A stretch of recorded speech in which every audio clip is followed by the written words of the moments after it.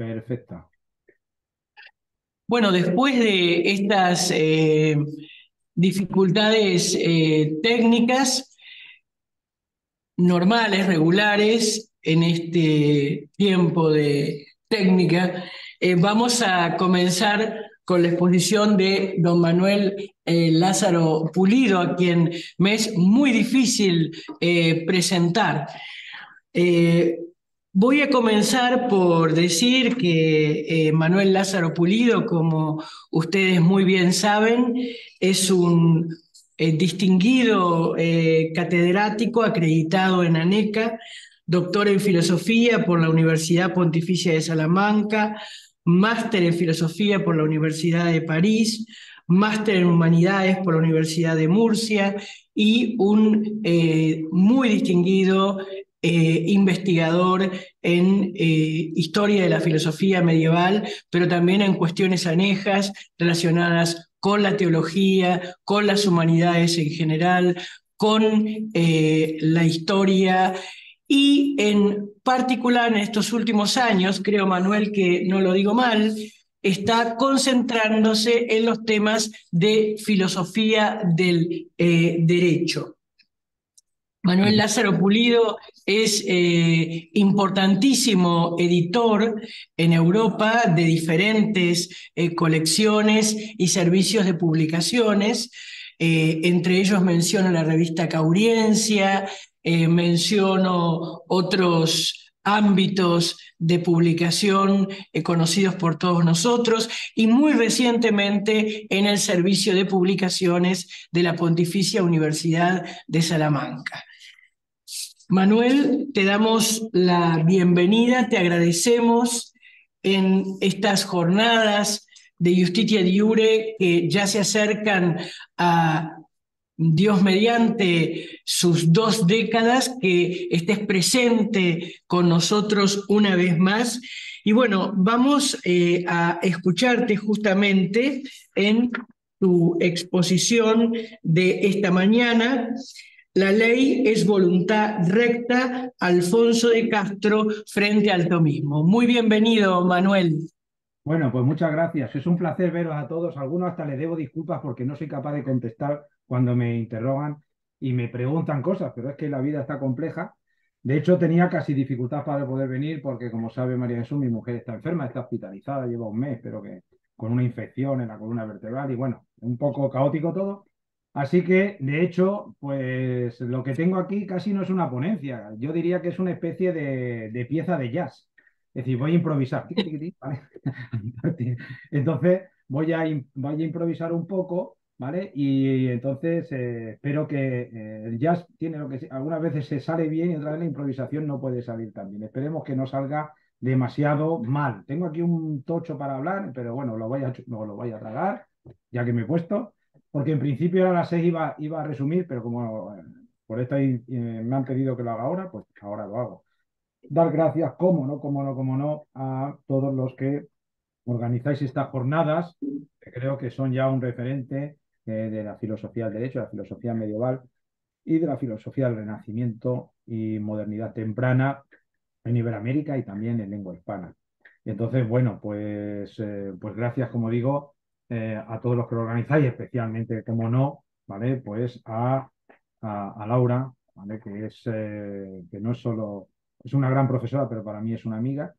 Y entonces a Laura, a Virginia Aspe, lógicamente, todo el comité científico, María Jesús, que la tenemos allí con problemas informáticos, y a Joaquín García Huidobro, ¿vale? Entonces me imagino que esto se grabará y que lo verá más gente, pues si alguien lo ve, pues si tiene el valor de verlo, pues nada, pues a todos un saludo muy grande, ¿no? Aquí te manda saludos Alejandro Domínguez Benavides. Pues un saludo, Alejandro, un placer y bueno, yo encantado, como siempre digo, de poder estar con vosotros. Por lo tanto, gracias a la Pontificia Universidad Católica de Argentina, gracias a la Universidad Panamericana de México y a la Universidad de Navarra, ¿vale? Y yo sé el esfuerzo que hay, ¿no? Bueno, me alegra mucho estar aunque sea a distancia, bueno, ahora que Argentina está tan de moda, yo me lo paso también escuchando YouTube, Family y compañía. Entonces, bueno, pues nada, genial. Y Voy a subir un poquito. dicho esto, como el Congreso era lecturas medievales y renacentistas del Tratado de Ley de Tomás de Aquino y digo, bueno, pues quizás sería bueno ver un contrapunto. Me voy a fijar en una cosa, entonces quizá el contrapunto, ¿vale? No solo es Alfonso de Castro, sino es una cosa muy concreta. Y a ver qué sale por aquí. Lo primero que quiero decir es que no voy a hablar es cátedra, quiero decir que no, es decir, lo de catedrático es una cosa para que me paguen, pero no soy un catedrático de muchas cosas, por lo tanto, básicamente es más bien una reflexión con vosotros y posiblemente puede estar equivocado o no, no tengo ni idea, ¿eh? Pero bueno, yo sí que quiero pues compartir, que de eso se trata, ¿no? Cuando uno está en un congreso o en una jornada no se trata tanto de enseñar, porque uno no tiene nada que enseñar, sino de compartir lo que uno piensa, ¿vale? Por si acaso puede tener plausibilidad, ¿no? ¿Vale? Sí, me ha llamado la atención en el programa que siendo un, un tema, el de la lectura medieval y renacentista del Tratado de la Ley de Tomás de Aquino, yo, si no me equivoco, no hay ninguno que hable de Tomás de Victoria. Entonces, que es curioso, del Elégibo de Vitoria. No hay ninguna ponencia que hable sobre el Elégibo de Vitoria. Así que voy a empezar un poquito hablando de Vitoria, ¿vale? Porque Alfonso de Castro fue alumno de Vitoria, ¿eh? ¿Vale? Ser alumno de Vitoria no significa que fuera de la Escuela de Salamanca. Este es otro tema que no nos da tiempo aquí a hablar, pero que sea la Escuela de Salamanca, ¿no? Como sabéis, ahora hemos publicado 2 libros en la editorial Sindéresis, que es uno de mis proyectos editoriales, sobre qué es la ley de Salamanca y otro sobre qué es la segunda escolástica, ¿no? Yo sé que Rafael Ramís, que quizá posiblemente todos conocéis, o muchos de vosotros, va a publicar ahora un libro sobre el tema precisamente de la segunda escolástica. Bueno, entonces, por lo tanto, yo voy medio leyendo, entonces me perdonáis, ¿vale? Entonces, si existe un autor que sobresale como uno de los tratadistas que realizó una renovada lectura del Tratado sobre la Ley de Tomás de Aquino, este es Francisco de Vitoria. Y esta renovación es signo del cambio del modelo teológico. Voy a decir muchas cosas que conocemos, ¿no? Pero hay que decirlas igualmente. No sé, es como en un concierto de música, ¿no? Pues la gente dice sus nuevos discos, pero sigue cantando los discos de antes, ¿no? Pues esto un poquito, así que me perdonas. Pese a que en Salamanca había un humus tomista desde finales del siglo XV, el llamado tomismo salmantino vino desde París acrisolado en el fragor de la disputa de la teología de las tres vías. Francisco de Vitoria y Domingo de Soto, ambos dominicos, como bien sabemos, llegaron a Salamanca sin haber estudiado allí, sino que importaron su propia comprensión de las doctrinas de la quinate, aprendida de maestros muy variados, que acogía con benevolencia algunas soluciones nominalistas y mantenía una postura comprensiva con algunas ideas del humanismo. El tomismo vitoriano, como el de toda la escuela salmantina, bajo la autoridad de Tomás de Aquino, dio entrada también a otras doctrinas eclécticas. Vitoria implantó en Salamanca de facto lo que sucedía en otros puntos de Europa, la enseñanza de la teología a partir de la suma teológica. El tomismo de Vitoria estaba atravesado por un profundo humanismo que le llevó a ir más allá de la quinate al tratar, por ejemplo, acerca de los problemas de la conquista de América, en tiempo que ello no le hacía perder de vista una comprensión global y unitaria de la teología. Hay que pensar que el emperador Carlos V consultó una y otra vez el parecer de los teólogos en cuestiones jurídicas y políticas, de manera que poco a poco la teología se fue infiltrando en cuestiones legales y canónicas en el nacimiento de lo que sería la teología jurídica. Vitoria, pese a ser el teólogo más consultado y reputado de su tiempo en Castilla, era ante todo un pensador que desde el tomismo había asumido las críticas a la escolástica. La solución, a su entender, era repensar el estatus de la teología como ciencia y extraer todas las consecuencias posibles en todos los órdenes del saber. Esa fue la misión de buena parte de la teología hispana durante el siglo XVI. Por eso es tan importante, lógicamente, la realización de lecturas que hacen del Tratado de Ley de Tomás de Aquino, como no podía ser de otra manera. La idea más importante, comentando la suma teológica 1, cuestión 1, era que la teología no tiene límites. La teología como ciencia no solo se ocupó de las cuestiones dogmáticas y sacramentales, sino especialmente de la moral y las cuestiones prácticas. El descubrimiento de América hizo que Vitoria se planteara desde la teología el problema de la dignidad de la persona y la cuestión sobre las leyes flotara de forma fluida. La relación existente entre el concepto de ley y Vitoria, y con él la Escuela de Salamanca, sus ecos, sus proyecciones, y la escuela ibérica de pensamiento, que llamo yo así, es posiblemente una de las más fecundas tanto a nivel cuantitativo por el número de estudios y estudiosos como a nivel cualitativo, por el reconocimiento de la fuente utilizada, la novedad, la proyección que implica en un momento de la historia intelectual, social, política y económica tan importante como es el siglo XVI. Por lo tanto, vivimos en un momento muy importante. Me salto una cosilla, está todo bien atado, pero bueno, por un poco más rápido. Quiero recordar unos versos que me gustan mucho de La vida sueño de Calderón de la Barca, que dice así, y tiene que ver un poquito, ¿no? Estas En el fondo lo que se rememoran son las metáforas estoicas y cómo el macrocosmos influyen en el microcosmos. Y dice así: porque el lado más esquivo, la inclinación más violenta, el planeta más impío, solo el albedrío inclinan, no fuerzan el albedrío. Entonces vemos ya aquí, en este calderón de la barca, cómo la fuerza del albedrío, la fuerza de la voluntad, la importancia de la voluntad también en el macrocosmos y en el microcosmos, no solo, de una manera, no solo la fuerza del entendimiento, ¿no? Lógicamente, Calderón de la Barca es jesuita y por lo tanto aquí ya hay un paso, ¿vale?, de esta lectura de la voluntad tan importante. Bueno, Francisco de Vitoria, por tanto, es el paradigma del proceso de reforma del método teológico que se realiza en la península ibérica, y la introducción definitiva del tomismo tiene su correlato en la metodología del derecho y la definición de la ley. De hecho, su comentario al De Legibus está contenido en los comentarios a la Suma Teología de Tomás de Aquino. El De Legibus, tenemos aquí una edición, bueno, no se va a ver porque con la fondo de pantalla se ve un poquito, ¿eh? Bueno, este De Legibus es la edición de Universidad de Salamanca, os lo recomiendo que la tengáis, en la medida que se pueda. Es una pena que no la hayamos hecho la Ponti, pero lo hizo la Civil, pero vale la pena. Es un signo de características, por tanto, que distinguen la figura intelectual del maestro dominico y que le han llevado a ser considerado un innovador de la ciencia teológica. Este maridaje teológico-jurídico iniciado por Vitoria será un filón de gran fecundidad, tal como muestran los tratados de los maestros de la Escuela de Salamanca, la Escuela Ibérica de Pensamiento, al de Legibus y al de Justicia Iure, por otra parte, que da nombre a todas estas jornadas, ¿vale?, en el que estamos hablando. Por eso sí es natural que, aunque sean jornadas que lógicamente se centran en lo medieval, se tengan que tratar de estos temas. Igualmente advierto que vamos a ir después a lo medieval, ¿vale? La importancia que en esta época se le confiere a la reflexión sobre la ley se observa no tanto por las obras de los juristas de Salamanca, y no voy a citar a todos, Antonio Agustín, Martínez Piricueta, Diego Covarrubias Leiva, etcétera, etcétera, sino especialmente por el tratamiento teológico sobre la ley, por la reflexión de los fundamentos elaborada por teólogos tan ilustres como Francisco Vitoria, Domingo de Soto, Mancio de Corpus Christi, Alfonso de Castro, nuestro Alfonso de Castro, Bartolomé de Medina, Domingo de Báñez, Fray Luis de León, del cual se habla hoy en esta jornada, por lo que he visto, Pedro de Ledesma, Juan de la Peña, Juan de Guevara.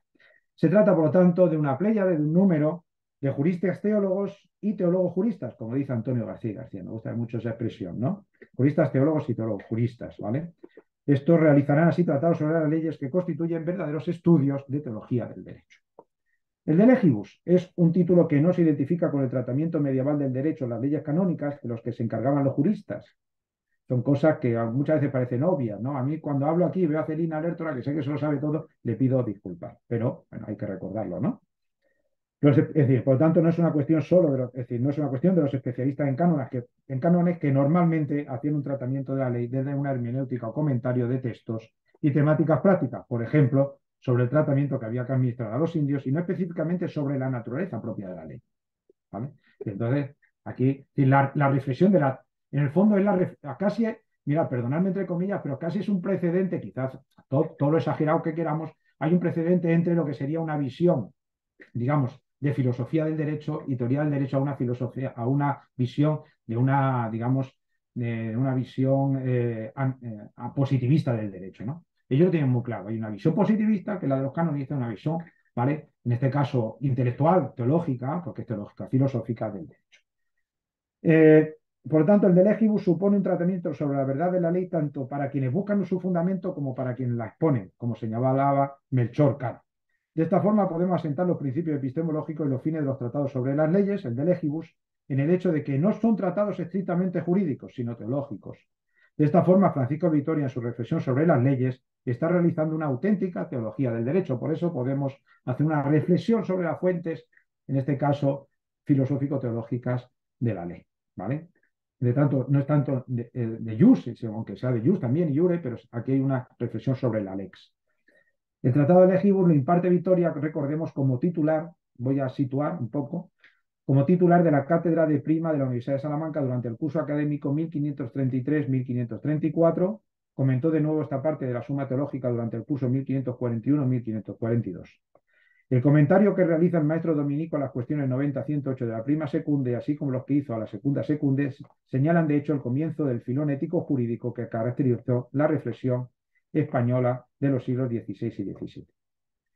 La reflexión sobre la ley tuvo en Vitoria una gran importancia, puesto que, como señala Simona Languela, y cito, es una cita suya, tuvo ocasión de enfrentarse directamente con el concepto de ley natural y lo conducto al imprescindible para su reflexión moral y de iniciar la reelaboración así de una teoría de la ley que le habrá permitido justificar en un plano teórico el pasaje desde una concepción objetiva a una concepción subjetiva del derecho, cristalizada en 1539 con la Relectio de Indios. Vamos, el paso de concepción no es propio solo de Vitoria, sino que recoge también elementos que no son de Santo Tomás, pero de toda la filosofía medieval, donde nace el derecho subjetivo, sobre todo en la escuela francesa.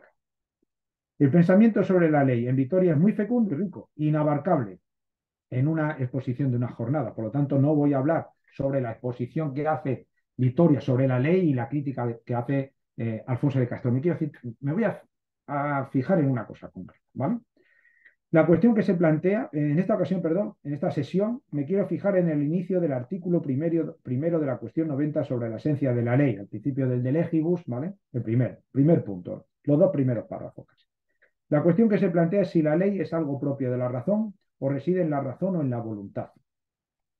Vitoria recuerda la respuesta de Tomás de Aquino, es decir, la definición de la quinate, que aparece en la prima segunda cuestión 90, artículo 4. La ley es una ordenación de la razón al bien común promulgada por quien tiene el cuidado de la comunidad. Y Vitoria, siguiendo esta máxima de Tomás de Aquino, responde que la ley es algo que pertenece a la razón porque ahí está, porque a esta le corresponde mandar. Y la ley de regla y medida de los actos, y se dice ley por su procedencia de ligar, porque obliga. Es evidente, dice Vitoria, pues que la ley se halla en la naturaleza racional y en consecuencia no puede fundarse sino en la sensibilidad o en el intelecto y no reside en la sensibilidad. Luego, punto supresivo. Vitoria subraya que la ley es un mandato que pertenece inmediatamente a la razón, entendiendo esa razón como entendimiento, ¿vale? O así lo entiende. Esa razón hay que entenderla como entendimiento, independientemente que hable de razón. En efecto, la ley está determinada por la misma razón y no por la voluntad, porque está ordenado al fin y ordenar es propio exclusivo del entendimiento, pues es un acto suyo, dice Vitoria. La ley es una orden de la razón, una regla, norma o medida de los actos que orienta al hombre a obrar o a no obrar, pero no solo es un camino, sino un mandato obligatorio ordenando el camino a seguir. En Tomás de Aquino, la posibilidad de la voluntad como principio director de la ley aparece explícitamente en la objeción tercera. En Vitoria, sin embargo, en la primera. ¿Por qué? Pues precisamente para posicionarse desde el inicio. Y es que efectivamente el tiempo ha pasado y las escuelas se han desarrollado. La ley, por definición etimológica, recuerda Vitoria, implica una obligación. De la obligación parte la etiología racional de la ley. Pertenece inmediatamente a la razón. La inmediatez de la razón tiene como objetivo frenar las implicaciones del exceso del voluntarismo de algunas opciones radicales, especialmente de los modernos, es decir, de los voluntaristas nominalistas de la Escuela de París, tales como John Mayer o Jacques Almen, particularmente de orientación voluntarista. Esto no acontece en la época de Tomás de Aquino, de la misma manera que va a acontecer aquí, porque hace falta que pase Scott y sobre todo Ockham para poder entender esto.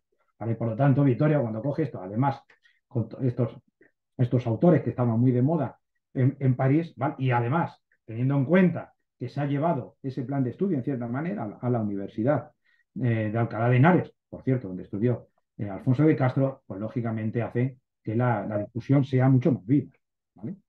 Bien, los nominales, de modo general, radicalizan desde la posición de la omnipotencia divina la voluntad como atributo primero y definitorio de Dios por delante de la sabiduría. La ley, por lo tanto, dependiente de la voluntad omnipotente de Dios, puede retirarse o modificarse de forma arbitraria. El argumento seguido al extremo conlleva consecuencias relativistas tanto en el derecho como en la justicia. Siendo lo real una constatación de la contingencia, la ley positiva a su vez se convierte en la única norma sobre el bien y el mal. Parecen romperse las legaciones internas entre reforma interior y gracia, del mismo modo que no parece ya tener significado alguno el hecho de tener buena o mala conciencia. Según algunos autores, esto supondrá que sea el carácter penal de la pena la que fundamente la ley en el nominalismo, toda vez que se muestra como un instrumento exterior que permite a los hombres coexistir. El respeto a la obligación de la ley será realmente lo que constituye el fundamento de la moralidad. Para los autores, yo les voy a llamar voluntaristas nominales, ¿vale? Porque no todo voluntarismo es nominal. Vale, bien. Vale. Frente a esta posición, la teología de Francisco de Vitoria se funda en la comprensión tomista de que Dios es sobre todo sabiduría. Las consecuencias de este punto de partida en la ley suponen que esta es expresión de la razón divina. Lo real no es exclusivamente contingente y nominal, sino que tiene una estructura universal que es capaz de expresarse de forma jerárquica a través de una potencia creadora y que se reflejará en la ley divina, natural, humana. El hombre es capaz de penetrar esta estructura y conocerla, y desde ahí, en ese dinamismo jerárquico, puede ir llegando a la felicidad perfecta, siguiendo epistemológicamente el esquema neoplatónico de Prodos Epistrophe, es decir, exitus reditus, subyacente a la metafísica, a la estructura metafísica causal aristotélica. Además, Vitoria es consciente de que la ley en Tomás de Aquino tiene un fin práctico que lo vehicula en el sentido en que el principio normativo de la acción nace del orden inherente de lo real, y eso es lo que va a ir después diciendo en este primer capítulo. Siguiendo al maestro de la sentencia, como voy a decir después, siguiendo así que la inteligencia, la razón es expresión del orden. El razonamiento lógico que se sigue es relativamente simple. Teniendo en cuenta la existencia del orden y siendo que ordenar es propio de la razón de la que está dotado el ser inteligente, ordenar, que es lo que significa ley, es un acto de entendimiento. La ley es así una regla, una norma en la cual tomar medida de los actos. No solo orienta, sino que obliga al camino a seguir, como hemos dicho antes. De esta forma, la ley, que es una regla, mide la rectitud de los actos humanos. Este razonamiento es el que sigue el maestro salmantino en su artículo primero de la cuestión 90, actualizándolo al tener en su mente el pensamiento de los modernos. Y esa exposición la inicia citando a un autor que no conoció Tomás de Aquino, un religioso mendicante, el maestro de la orden de los eremitas de San Agustín, Gregorio de Rímini. Francisco de Vitoria recuerda que dice, cito, parece opinar que la ley es la voluntad divina y por consiguiente pertenece a la voluntad. Por ello, continúa Vittorio, Gregorio de Rimini, cito, aduce las palabras de Agustín en Contrafausto. Fausto, la ley eterna es la razón o la voluntad de Dios. Yo me voy a centrar, en esta posición me voy a centrar en esta frase, ¿vale? Que es la que a mí me interesa. El maestro dominico señala que los modernos interpretan la sentencia agustina de forma que, cito, la ley reside en la voluntad o al menos coincide con la voluntad o razón divina. La crítica al doctor auténtico, es decir, a Gregorio de Rímini, será usada posteriormente por los tomistas y discípulos de Vitoria, quienes lo consideraban, un autor voluntarista, obviando que el agustino finalmente llegó a profesar un intelectualismo y objetivismo extremos en lo tocante a la línea natural, por otra parte, porque quería hacer, como voy a después decir, contradecir a un autor contemporáneo.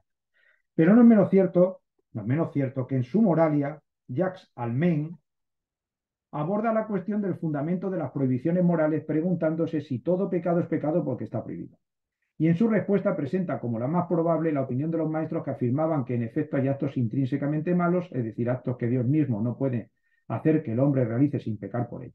Y para exponer esta opinión, Almain retoma la tesis de Gregorio de Rímini, según la cual existen antes de las prohibiciones imperativas esencialmente contingentes, prohibiciones indicativas derivadas de la recta razón, más fundamentales que las primeras, por las cuales las acciones pecaminosas están necesariamente proscritas. Pero la relectura que Almain hace del maestro agustino sitúa en el centro de análisis metaético de estas prohibiciones necesarias la actividad legislatoria de una recta razón soberana. En efecto, los juicios de la recta razón no parecen fundamentarse en ninguna objetividad anterior al propio juicio, según Almain, que hace una lectura, por lo tanto, nominal de Gregorio de Rímini, y lo que en cierto modo anticipa la revolución kantiana. Vale, entonces, ¿por qué Vittoria cita a Rímini hablando del voluntarista? Porque él piensa, bueno, lógicamente, él ve que Almain lo ha utilizado como fuente, ¿vale? ¿Vale? Entonces, ¿qué es lo que a mí me suscita? Pero realmente, la pregunta que vamos a ver, pero bueno, ¿qué significaba esta frase de San Agustín? De eso nos vamos a centrar. Pero antes, no sé si voy leyendo muy rápido, se va entendiendo, ¿va todo bien? ¿Tutto bene? ¿Hablo más despacio? ¿Va bien? No te oigo, Laura, como no me digas, da la voz. No puedo, ahí está. Si puedes leer un poquitito más lento. Sí, porque es que Porque, este ya se está haciendo duro, sí, está ahí un solo muy... no, porque tiene mucha resonancia Ah, vale, aquí. vale, bien. Entonces, por lo tanto, siguiendo la estrategia tomista respecto a la contraposición entre voluntad y orden, Vitoria contrapone esta afirmación, no apelando a San Agustín, sino a Pedro Lombardo, el maestro de las sentencias, que en los capítulos 5 y 7 de la Disputación 45 del libro primero expone una distinción de la voluntad divina y divide la voluntad de beneplácito y la de signo, referencia que no es sino una lectura del artículo 12 de la cuestión 19 de la pars prima de la segunda de la Suma Teológica Tomás de Aquino. No voy a centrarme en eso, porque ahora no me interesa, menos que no me interesa, es todo súper interesante, pero no da tiempo, lógicamente. Simplemente lo que veo, me dais cuenta, pues en este caso Vitoria, ¿vale? Para responder a esta cita de Rimini, ya va a centrarse en esta distinción tomada de Pedro Lombardo, que por otra parte vais a ver que no es absurda, ni mucho menos, porque Pedro Lombardo en el fondo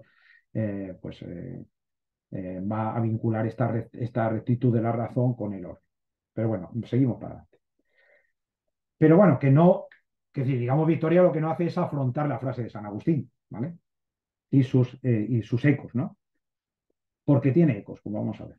La referencia al contrafausto de San Agustín que hace Gregorio de Rimini, creo yo que se debe poner en contexto de contrarrestar un nuevo estilo realizado por sus contemporáneos ingleses, especialmente el franciscano Adam Wadeham, a partir de ciertas reflexiones tomadas de Occam, y que consistía en interpretar el atributo divino de la omnipotencia de tal modo que esta omnipotencia incluyera en sí misma la posibilidad de que Dios se equivocara. Gregorio de Rimini interpreta el poder absoluto de Dios mostrando que incluso en virtud de su poder absoluto Dios no puede, como Dios que es, equivocarse. Gregorio de Rimini recurre a una lectura de la teoría del significable complejo, que muchas veces la atribuimos a Gregorio de Rimini, pero es de Adam Wadeham, de hecho. ¿Vale? Es decir, la teoría que afirma que aquello que es significable de un modo complejo, es decir, a través de una proposición. En este sentido, no propuso hacer del significable complejo o del objeto del juicio una entidad nueva, de modo que ajena a la existencia supondría admitir una ontología ampliada. Gregorio de Rimini no deja de recordar que lo que solo puede ser significado de manera compleja, es decir, el objeto de nuestro juicio no es una entidad, de modo que subrayar la unidad per se del objeto complejo no es ciertamente una apelación ontológica. Su relectura del significable complejo cobra sentido, desechada la perspectiva ontológica, en el contexto del esfuerzo que realiza por mostrar el vínculo que debe establecerse entre juicio, verdad y veracidad divina. Por eso también la teoría del doctor auténtico del juicio es al mismo tiempo una teoría del asentimiento. Esto no le interesa, es decir, su teoría es una teoría del asentimiento, por lo tanto, de asentir esta verdad, ¿vale? La percepción intelectual de la verdad, cuyo carácter complejo, es decir, judicativo, exhibe Gregorio de Rimini, se identifica con el asentimiento intelectual a la verdad. Bueno, entonces, lo que hace, por lo tanto, Rimini tiene que hacer, él es un agustino que tiene que dialoga con Occam, ¿vale? Y entonces, y está además discutiendo con otros compañeros ocamistas franciscanos, ¿vale? Y entonces ahí es un poco donde hay que entender las afirmaciones de Rimini, ¿vale? Ahora, lógicamente, yo entiendo la reserva de Victoria, que eran lógicas, frente a la exageración nominalista. Exageración que como vemos, también fue respondida por Gregorio de Rimini, ante la posición de Wadeham, que seguía de cerca a su segundo maestro Occam, separándose a su vez de su primer maestro, Walter Chatham, y en fin, de Scotto, mejor interpretándole desde Occam. ¿Eh? Y esto es muy importante, porque tenemos que darnos cuenta, claro, cuando hablamos de voluntarismo, normalmente nos vamos a Occam o intentamos pensar, digamos, como Occam una derivada de Scotto. Evidentemente, sin Scotto no hay Occam, pero Occam no es Scotto, ¿vale? Entonces lo que va a pasar es que hay unas interpretaciones nominales de Scotto, que le van a hacer mucho daño a Scotto, a la filosofía de Scotto, ¿vale? Bueno, daño se lo hace a sí mismo en el sentido que es muy difícil de entender, ¿no? No por el contenido. Pero es verdad que esto es así, teniendo en cuenta además que muchas de las cátedras habían desaparecido y habían sido tomadas por los nominales, este es uno de los problemas. Se entiende también que Vittoria nombrara a Gregorio Rimini por la utilización que de él hace al Main. Por lo tanto, yo no le he hecho la culpa a Vittoria de que él piense que, evidentemente, esta identificación de la ley con una voluntad, si queréis, con un voluntarismo de tipo nominal, ¿vale? Pues él piense que, digamos, tiene su referente en Almain. Bueno, esta es eso, bueno, porque él no tenía criterio historiográfico suficiente para poderlo ver, ¿no? Eso es como pasaba como cuando Ceferino, el historiador de la filosofía del siglo XIX, el obispo Ceferino pensaba que Escoto era el primer Kant, ¿no? Bueno, pues simplemente, evidentemente, sin Escoto posiblemente no hubiera existido Kant, pero no tiene nada que ver Kant con Escoto, ¿no? Es un caso. Vale, bien. Entonces, la cuestión es, la que a mí me interesa aquí, digamos, por centrar algo, ¿no? ¿Realmente Rimini utiliza la frase de San Agustín para afirmar que la ley es la voluntad o la razón divina entendida como mera voluntad alejada de toda racionalidad? Parece ser que el maestro Agustino tenía intención de matizar los abusos de una interpretación de la voluntad nominalista. Y ello nos lleva a otra cuestión. ¿Cuál era el sentido de esta frase de San Agustín? Entonces, eso es lo que quiero ahora reflexionar. ¿Vale? ¿Cuál es el sentido de la frase de San Agustín? De esa frase que hemos dicho, ¿vale? De que la ley eterna es la razón o voluntad divina, ¿vale? Porque es fundamental. ¿Cómo entendamos? Vamos a entender cómo se entiende la razón, ¿vale? Y posiblemente, si entendemos bien esta frase, ¿vale? Podemos entender mejor el voluntarismo franciscano, no nominalista. Y evidentemente un voluntarismo que no es un voluntarismo romántico, ¿no? No hace mucho tiempo, lo tenía aquí al final, pero lo saco ahora a colación. No hace mucho tiempo, Sebastián Contreras, ¿vale? Que habló ayer, ¿vale? escribió un artículo en inglés, pero bueno, que en castellano se titulaba El voluntarismo tomista en la segunda escolástica, Alfonso de Castro y su teoría del derecho penal. ¿Vale? Bien. Bueno, ese artículo, pues se puede decir que no hay problema. Ese artículo lo evalué yo y lo evalué muy bien. Vamos, yo no le puse ningún problema para que lo publicara, porque Sebastián Contreras es una persona que ve las cosas bien y tal, ¿no? ¿Vale?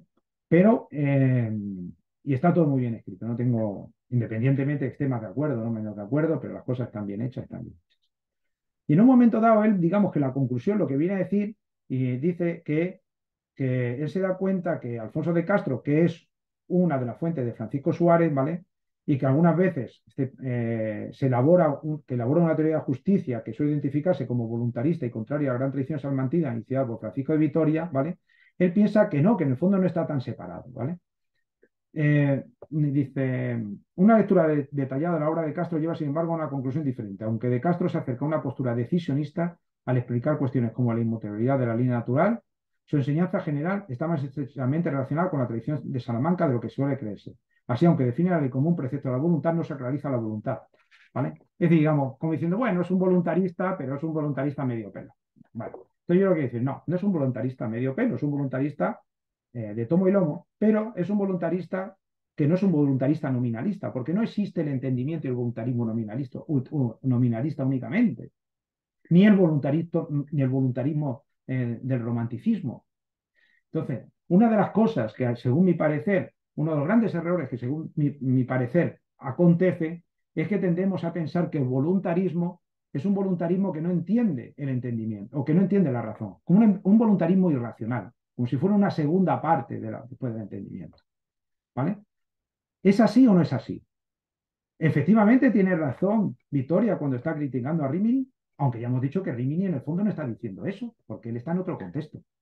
Pero como la frase casi que dice Vitoria, que pone ahí, que es una frase, por cierto, que vais a ver que ya se utiliza, es una frase tan importante y viene de San Agustín, entonces yo me he preguntado, ¿vale?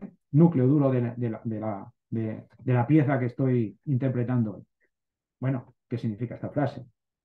No puedo verlo todo. Me voy a centrar en San Agustín y en San Anselmo, ¿vale?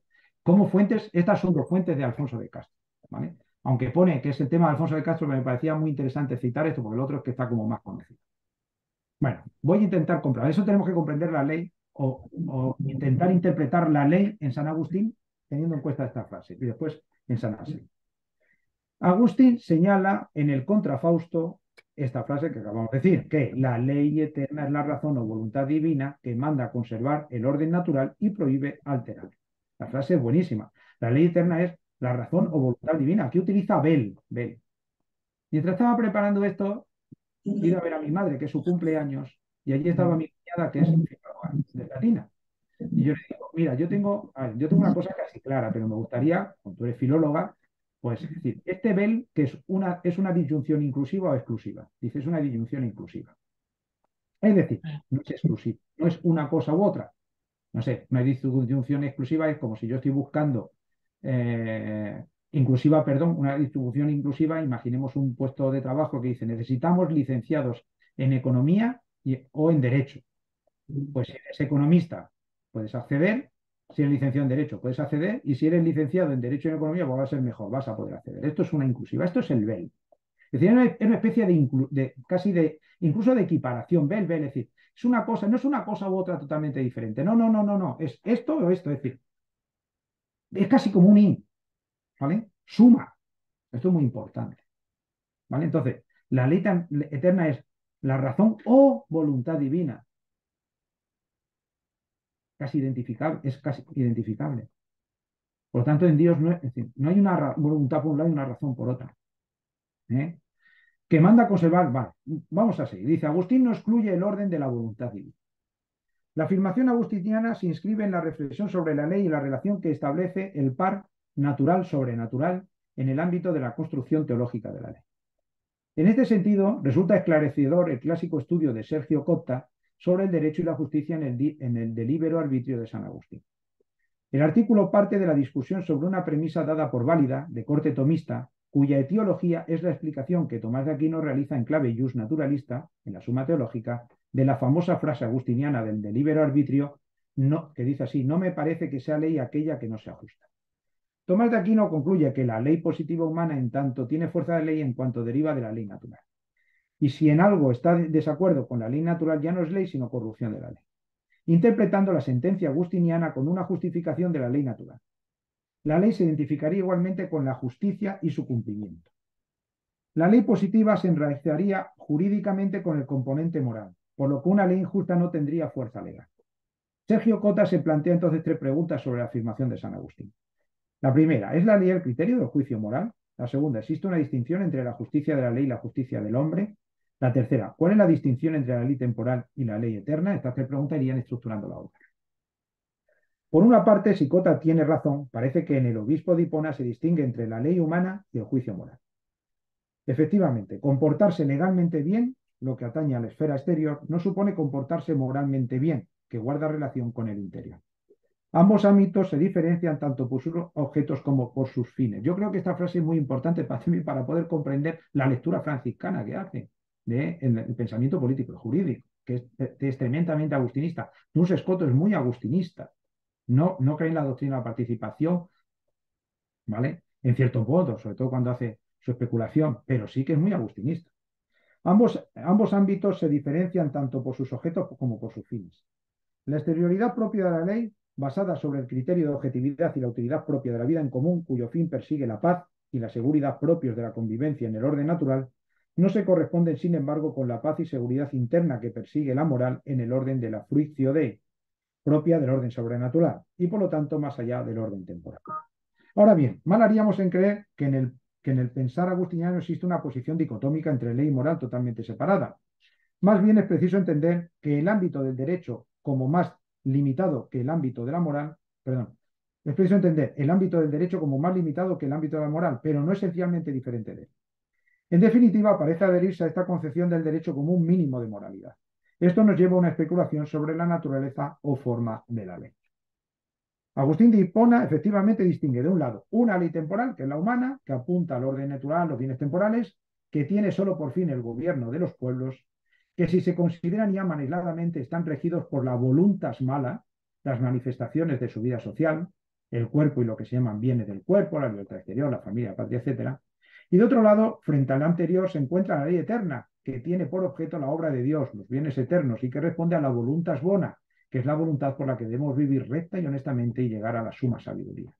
Es decir, en definitiva, le vemos que aquí Buenaventura, perdón, en Agustín, no hay atismo ninguno ni por asomo de cualquier tipo de nominal. Amar los bienes temporales es propio del orden natural. Por eso la ley temporal humana no castiga el deseo de los bienes temporales, sino el hecho de que un sujeto se los quite injustamente a los otros, es decir, quien agrede el derecho de otro.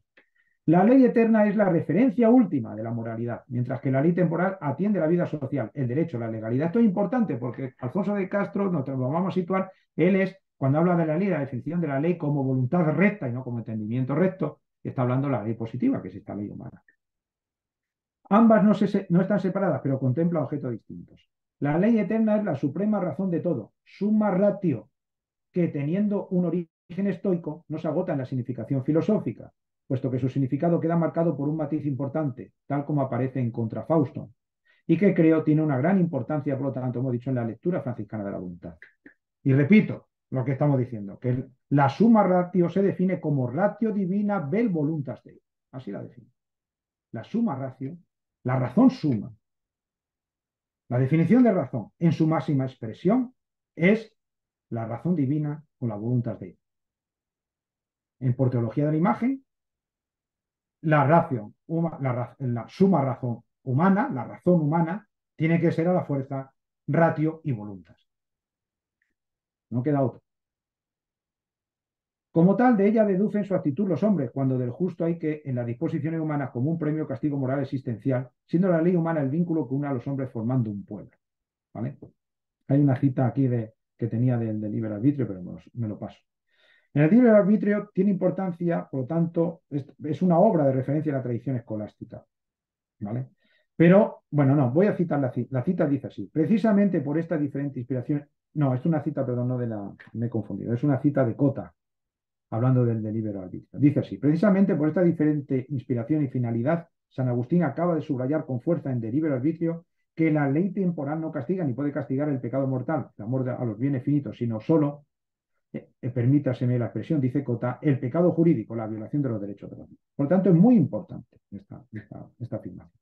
La ley eterna en el de libre arbitrio expresa el orden universal, su regulación física. Y en el contra Fauston, el que acabamos de decir, más utilizado en autores de la segunda escolástica como Suárez, se define en el sentido más estricto de regulación moral, toda vez que está unida al tema del pecado. Repito, la ley eterna dirá es la razón o voluntad divina que manda conservar el orden natural y prohíbe alterarlo, lógicamente. Va vinculada al orden, por eso Victoria, tomada de aquí no va a hablar del orden, nuestra sentencia. Pero hay que entender que esta ley eterna, que esta razón, voluntad divina es summa ratio. Esto es fundamental. Para poder entender mejor una interpretación del texto de San Agustín, me voy a ir a, ya que estamos hablando de voluntad y entendimiento, me voy al maestro del entendimiento, a San Anselmo. Por cierto, el autor más citado, lógicamente, por Duns Scoto. Duns Scoto pasa mucho de la escuela de San Víctor, eso no lo tiene en cuenta, no le da mucha importancia, pero sí a San Anselmo, el autor más citado también por San Buenaventura, por otra parte. San Anselmo representa una ontología sísmica, una ontología que ha sido definida como ontología normativa por Pistel Trego. Anselmo, el obispo de Canterbury, utiliza la expresión ley de Dios en sus cartas, no así en sus tratados. Quizás esta opción representa la importancia que tiene la ley en tanto que expresión de la filosofía y la teología práctica. Efectivamente, las cartas son la parte, digamos, más práctica. También estamos en un contexto de teología práctica que es importante entender. Quizás estas cartas responden a contextos determinados, a cuestiones positivas, políticas y prácticas. En un escrito al Papa Pascual II, Anselmo señala su contrariedad ante una petición que el rey le hace, pues contraviene, dice él, la ley y la voluntad de Dios. Este orden que implica contravenir lo establecido por Dios y aparece también en la carta al rey Enrique I, referente a la posición de Guillermo, no es casual. San Anselmo retoma la afirmación agustiniana de que la ley eterna divina es la suma razón o voluntad de Dios. Por lo tanto, es una frase, la frase de Rimini tiene una gran tradición. San Anselmo no es cualquiera, lógicamente, ¿vale? Efectivamente, la verdad es una rectitud percibida solo por la mente, dice San Anselmo en el Diálogo de Veritate. La rectitud de la verdad responde al orden del ser y del conocimiento. Conocer rectamente es conocer justamente. Anselmo equipara verdad y justicia en cuanto a rectitud, pero la justicia no se deja llevar por la rectitud del conocimiento, sino por la rectitud de la voluntad. ¿Qué implica razón? Esto es muy interesante. Esto es muy interesante. Yo creo que esto nos puede ayudar a entender qué significa el voluntarismo franciscano, qué significa que no es un voluntarismo irracional, ni mucho menos, porque no hay tradición que lo sustente eso. Es totalmente racional. Lo que no se sujeta es al entendimiento, que es otra cosa. Solo alguien dotado de razón puede obrar justamente y por lo tanto puede obrar siguiendo la rectitud de la voluntad. Me salto una cita. La voluntad está dotada en sí, por lo tanto, por una razón y no solo por un fin. Pero esa razón tiene un motor interno a la voluntad, por lo que es por sí misma. De ahí que es justa la voluntad que observa la rectitud por la misma rectitud, dirá San Anselmo. Y por lo tanto, la justicia, el valor moral, es la rectitud de la voluntad observada por sí misma. Repito la frase. Es justa la voluntad que observa la rectitud por la misma rectitud, y por lo tanto la justicia, el valor moral, es la rectitud de la voluntad observada por sí misma. Es decir, para sí mismo. ¿Vale? Esto lo dice en el Diálogo de Veritates Anselmo. Anselmo logra establecer que la rectitud no puede ser reducida a debitum, sino que ese debitum, aunque supuesto y asumido, es superado por el amor al bien por sí mismo, prócterse. Efectivamente, ya nos está diciendo cómo la voluntad atiende al bien. Su fin es el bien, el fin de la voluntad, Laura, es el bien, de la misma manera que el entendimiento es la naturaleza. Si la falta de la rectitud de la verdad nos hace caer en el error, la de la voluntad nos hace caer en el pecado, que es la falta de rectitud de la voluntad. Si la razón aparece frente a la mecanicidad en cuanto que es rectitud, la voluntad es en sí razón en cuanto que es rectitud. Esta voluntad de justicia anselmiana, que hace referencia al bien moral, complementa psicológicamente la voluntad de la felicidad o del bienestar que todo ser humano anhela, el commodum, dirá San Anselmo en el Diálogo de Causa Diablo. El deber se fundamenta, por lo tanto, en la voluntad, que es en sí rectitud. Es que la voluntad no es un anarquismo total. No estamos hablando de la voluntad después de Freud. es que nosotros pensamos en la voluntad casi de manera posmoderna. Pensamos en la voluntad después de Kant, del romanticismo, y decimos, claro, todo esto viene por el voluntarismo franciscano. Evidentemente que todo tiene una fuente, pero las lecturas posteriores no tienen nada que ver con la anterior. Porque no voy a hablar aquí, pero hay muchas cosas que intermedian. Entonces, repito, el deber se fundamenta en la voluntad que en sí rectitud, es decir, es orden, razón, de modo que la ley es voluntad, desarrollando la afirmación agustiniana de que la ley eterna es suma razón o voluntad de Dios, voluntad que no se somete a nadie, absoluta, que es la fuente de la libertad a se. Esto dice Anselmo, el racionalista. El hombre, imagen y semejanza de Dios, funda su deber en la voluntad divina, pues posee una voluntad sometida a la voluntad de Dios, el límite de la voluntad natural del hombre, siendo él un hombre dotado de libre albedrío. Este libre albedrío, dirá San Anselmo, es la libertad agustiniana. Bueno, no lo dice, pero lo digo yo. Es la libertad agustiniana, donde el querer voluntario nunca puede ser arrebatado. De esta forma, el hombre que es libre define su libertad a partir del modelo de la libertad de Dios. Anselmo refrenda la definición de ley en tanto que voluntad, que es rectitud, razón en sí. La ley eterna, la ley divina, es la expresión de su voluntad, puesto que Dios, que es verdad, es voluntad. Repito, la ley eterna, la ley divina, es la expresión de su voluntad, puesto que Dios, que es verdad, es voluntad. ¿Vale? Es decir, la voluntad no está ajena a la verdad, aunque tiene un fin diferente, porque el fin propio, la virtud propia del entendimiento es la verdad y la virtud propia de la voluntad es el bien.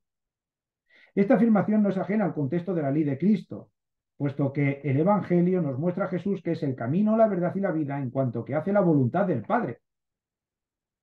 Jesús sigue la voluntad del Padre. Jesús siempre sigue la voluntad del Padre. Un religioso no puede decir otra cosa. Siguiendo la voluntad del Padre se sigue rectamente. No siguiendo la rectitud se sigue la voluntad del Padre. Lex et voluntas Dei implica concebir el término tradicional de ley desde la voluntad, lo que supone entender el orden de Dios restituido como esencialmente una voluntad. En este sentido, creemos que no se trata tanto, como afirmaba Gilson, él decía de que toda rectitud de la voluntad humana se mide pues en relación con la voluntad divina al tiempo que en su concordancia con la razón, haciendo una lectura de Anselmo. Repito, él decía que toda rectitud de la voluntad humana se mide en relación con la voluntad divina al tiempo que en su concordia con la razón. Más bien pensamos, desde esta interpretación que estamos dando, que se trata de que toda rectitud de la voluntad humana se mide con la rectitud de la voluntad divina, que es ella la fuente de la suma razón, que en tanto que siendo orden se presenta como ley. En todo caso, yo creo que esta lectura de San Anselmo es la que hacen los franciscanos. De ahí que Anselmo nos hable de ley o voluntad divina, pues la voluntad es razón, ratio voluntatis, rectitud operada desde la mente. Tengamos en cuenta que la rectitud hace referencia al rectus ordo del proslogium, en el sentido de que es el esqueleto de la prueba racional. Es precisamente la introducción de la voluntad como razón en el pensamiento y la conceptualización de la ley eterna la que introduce el elemento sobrenatural ajeno al pensamiento pagano. La regla del pensamiento estoico queda evangelizada, toda vez que el fundamento del orden no descansa en el logos de la naturaleza, sino en la voluntad divina, extendiendo la referencialidad de la propia razón. La razón se libera de la constricción de la propia razón, sobre todo en Dios, que es voluntad. Siendo la voluntad de Dios racional y por lo tanto la ley que emana de él, la voluntad del hombre es en cuanto a imagen y semejanza una voluntad racional. La voluntad no es irracional. El hecho de que la voluntad no se siga del entendimiento no significa que sea irracional. No será descabellado afirmar desde Anselmo que la ley del hombre debe seguir la voluntad como criterio, sin ello implicar al contrario eliminar su racionalidad. La voluntad de Dios como suma racionalidad no es una voluntad arbitraria, como nuestra voluntad no es arbitraria, aunque pueda desviarse de la rectitud. Dios quiere de nosotros lo que es mejor para nosotros. O dicho de otra manera, la voluntad de Dios a la que debe someterse nuestra voluntad no es en realidad lo que Dios quiere como tal, sino lo que Dios quiere que nosotros queramos. Dice San Anselmo en el diálogo del libre arbitrio. Ninguna voluntad es justa a menos de querer lo que Dios quiere que ella quiera. La voluntad es la que define la libertad humana, puesto que no hay, dice él, nada más libre que la voluntad recta. Fíjate, no hay nada más libre que la voluntad recta. Y esta voluntad sigue la rectitud, lo que es razón, que no es lo mismo que el objeto del entendimiento, que es la verdad. Me interesa esto de la voluntad recta, porque ¿qué dice porque voy a terminar pronto y no quiero enrollarme, pero ¿qué dice Alfonso de Castro? Que hay que seguir la voluntad recta. Esta es la voluntad recta. Esto significa la voluntad recta. Es verdad que Alfonso de Castro va a utilizar otros argumentos y tal, pero la voluntad recta hay que interpretarla, creo yo, desde aquí. Y esta voluntad sigue la rectitud, lo que es razón, que no es lo mismo que el objeto del entendimiento, que es la verdad. Por lo tanto, la rectitud. Rectitud es un concepto central en San Anselmo, clave para explicar su obra teológica, donde la verdad, la justicia y la libertad convergen hacia ella, la noción de rectitud, porque emanan en definitiva de Dios, la rectitud soberana, y deben cada una en su lugar ordenarse a él, dice San Anselmo. La rectitud orientada a la noción central de Dios es objetiva, de ahí que toma la forma de una rectitud voluntaria, cuya práctica asimila constantemente la imagen imperfecta a su modelo infinito. La libertad reside, dirá el doctor magnífico, en guardar la rectitud de la voluntad, es decir, la voluntad racional, ratio voluntatis. Esta voluntad racional tiene como objetivo al soberano bien, donde reside la fuente de la justicia.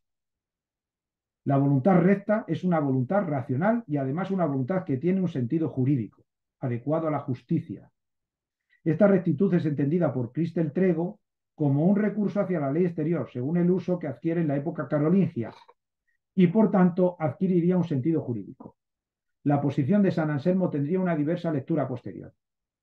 Quienes entienden que la rectitud de la voluntad supone una voluntad comprometida con la verdad desde el intelectualismo naturalista aristotélico, realizarán una lectura teológica de San Anselmo. Este es el caso de Tomás de Aquino. Quienes consideren que la rectitud de la voluntad supone una voluntad comprometida con la verdad a partir de la teología de la imagen, donde el hombre puede cointuir el misterio divino desde la voluntad como suma razón no intelectualista, desplegarán una tendencia deontológica. Es el caso de Duns Scoto y después la lectura nominalista de Guillermo. Vale. Entonces, la frase que hace Vitoria, que es la que va a discutir eh, Alfonso de Castro en esta lectura renacentista del De Legibus, ¿vale? Creo que nos ayuda a comprender precisamente. No voy a hablar, tengo mucho más código, pero ya sería un concierto aburrido y no quiero dar más. Pero creo que esto da a No, no, entender. estamos encantados con tu clase magistral, Manuel. ¿Qué va, clases? Esto yo no sé nada, yo aquí voy contando. Ya he dicho que esto es una improvisación, que esto no, ¿vale? Entonces, pero bueno, si queréis leer un poquito más, ¿queréis que lea un poco más? ¿Estáis ahí con ganas de marcha? Bueno, pues venga, seguir. Vale, bien, entonces sería así. Bueno, entonces, dentro de la reflexión jurídica, alejado de los comentarios de la Summa Theologiae, incluso de forma estricta de las aulas de la universidad, que no de la docencia, dentro de su orden, la franciscana, pues está Alfonso de Castro. ¿Vale? Era un zamorano, alumno de Vitoria, y destaca en la reflexión teológica, filosófica y jurídica sobre la ley y el derecho. Alfonso de Castro, no voy a contar toda su vida, solo una pequeña cosa. Se considera un teólogo, profesor del Real Convento de San Francisco, no es un jurista. Sus razonamientos son también teológicos. Su razonamiento teológico se pone al servicio de la Iglesia y también del razonamiento jurídico necesario para la fundamentación de la práctica jurídica. De esta forma, con frecuencia y cuando sea necesario, entrará en debate y diálogo con los teólogos juristas, como Domingo de Soto, respecto a la definición y naturaleza del derecho. Esta faceta de teólogo jurista del franciscano Alfonso de Castro no fue la más significativa de su época, donde destacó especialmente como predicador y teólogo conciliar, pero sí que es la que más ha trascendido. Bueno, la verdad es que hay otro elemento que Vitoria no tiene tanto. Bueno, Vitoria tiene en cuenta los nominalistas, pero ya Alfonso de Castro tiene en cuenta otra perspectiva aún más grande, que es el luteranismo, ¿no? Que era que él combate verdaderamente. Es decir, su enemigo no es Vitoria, ni mucho menos, nada menos. Es simplemente una variación más. Su enemigo es Lutero, ¿no? Vale, bien. Bien. Que precisamente Lutero es el que va a estropear a Escoto. No me extraña que se cabreara con él. Bien. Entonces, si el de Legibus de Victoria, su obra jurídica, es bien conocida por todos los interesados de la obra, y el pensamiento de los maestros de la Escuela de Salamanca, la obra de Alfonso de Castro está más restringida a algunos historiadores del derecho. Pero bueno, por recordar un poquito, o si no lo sabéis, que me imagino que sí, pues tenemos la obra, pues una obra como es de Juste Hereticorum Punitione y el de Potestati Legis Penalis Libro Duo, como dos obras fundamentales en el tema del derecho. En la primera, el de Juste Hereticorum Punitione, se trata de la segunda obra publicada por Alfonso de Castro, en la que profundiza el tema sobre las herejías, siguiendo lo escrito en un libro editado con anterioridad bajo el título Adversus Omnes Hereses, que fue un bestseller de la época, lo vendió como churros aquel libro, ¿vale? Al contrario del primer tratamiento teológico descriptivo sobre las herejías, en el contexto de la Reforma surge el teólogo más jurista. La teología se pone al servicio del derecho, especialmente del derecho positivo al penal.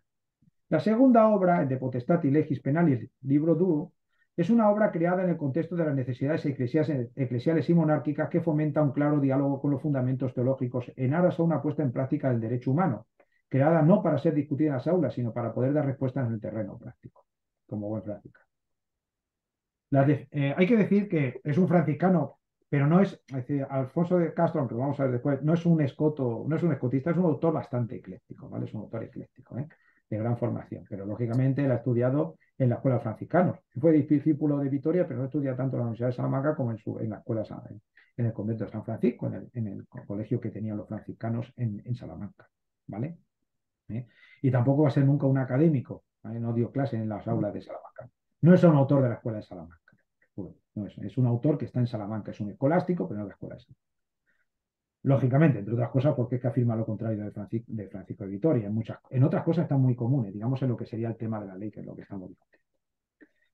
En Francisco de Vitoria, la definición de la ley define el Tratado de Legibus, un estudio que comenta, como hemos dicho, precisamente qué se entiende por ley. En Alfonso de Castro, la ley queda definida como condición primaria de la reflexión teológico-jurídica, es decir, él no hace un tratado de Legibus, pero como tiene que hablar de la ley premanal, al principio de todo habla qué es la ley. Se centran, sobre todo, él está pensando en la ley práctica, ¿vale? No en la ley natural. La ley queda definida, perdón, para saber qué entendemos por ley penal es necesario definir el concepto de ley del que partimos. Por ello dedica 2 capítulos, ¿vale? En el de Potestatis Legis Pennalis, esclarecer el concepto genérico de ley. Frente, o quizás junto a Vitoria, aparece la afirmación de Alfonso de Castro de que la ley, lo dice él, es recta voluntad. La ley es recta voluntad. Claro, cuando autores que vienen del tomismo interpretan a Alfonso de Castro, incluso de una manera benévola, y más o menos lo que viene a decir, oye, pero bueno, es que la voluntad que dice Alfonso de Castro en verdad no es un voluntarismo, se parece a la de Victoria. No, no se parece a la de Victoria. Lo que pasa es que la voluntad de Alfonso de Castro y los franciscanos de Escoto no tiene nada que ver con el voluntarismo tal como entendemos nosotros. Es decir, los tomistas entienden el voluntarismo de una manera, los tomistas entienden el voluntarismo franciscano de una manera que los franciscanos no entienden su voluntarismo. Entonces yo les digo, por favor, estudiar Escoto antes. ¿Eh? Y no escuchéis solo el Escoto de Gilson, porque Gilson sabía mucho de todo, pero de Escoto precisamente no era aunque hizo un libro muy gordo, muy bien, pero bueno, también estamos en otra época historiográfica y que yo entiendo a Gilson muy bien, ¿vale? ¿Vale? Es decir, todo tiene su momento, oye, no pasa nada. Pero, es decir, entonces, yo lo que estoy intentando mostrar aquí con esta frase y esta cosa es que entendamos la recta, qué significa la recta voluntad, ¿no? Por lo menos en uno de sus aspectos, no en todos, ¿eh? Que todo esto es muy complejo y hay muchas fuentes y yo no me puedo meter en todo. Ni además también me perdería y sería para dar un curso entero, ¿no? Entre todos, vamos.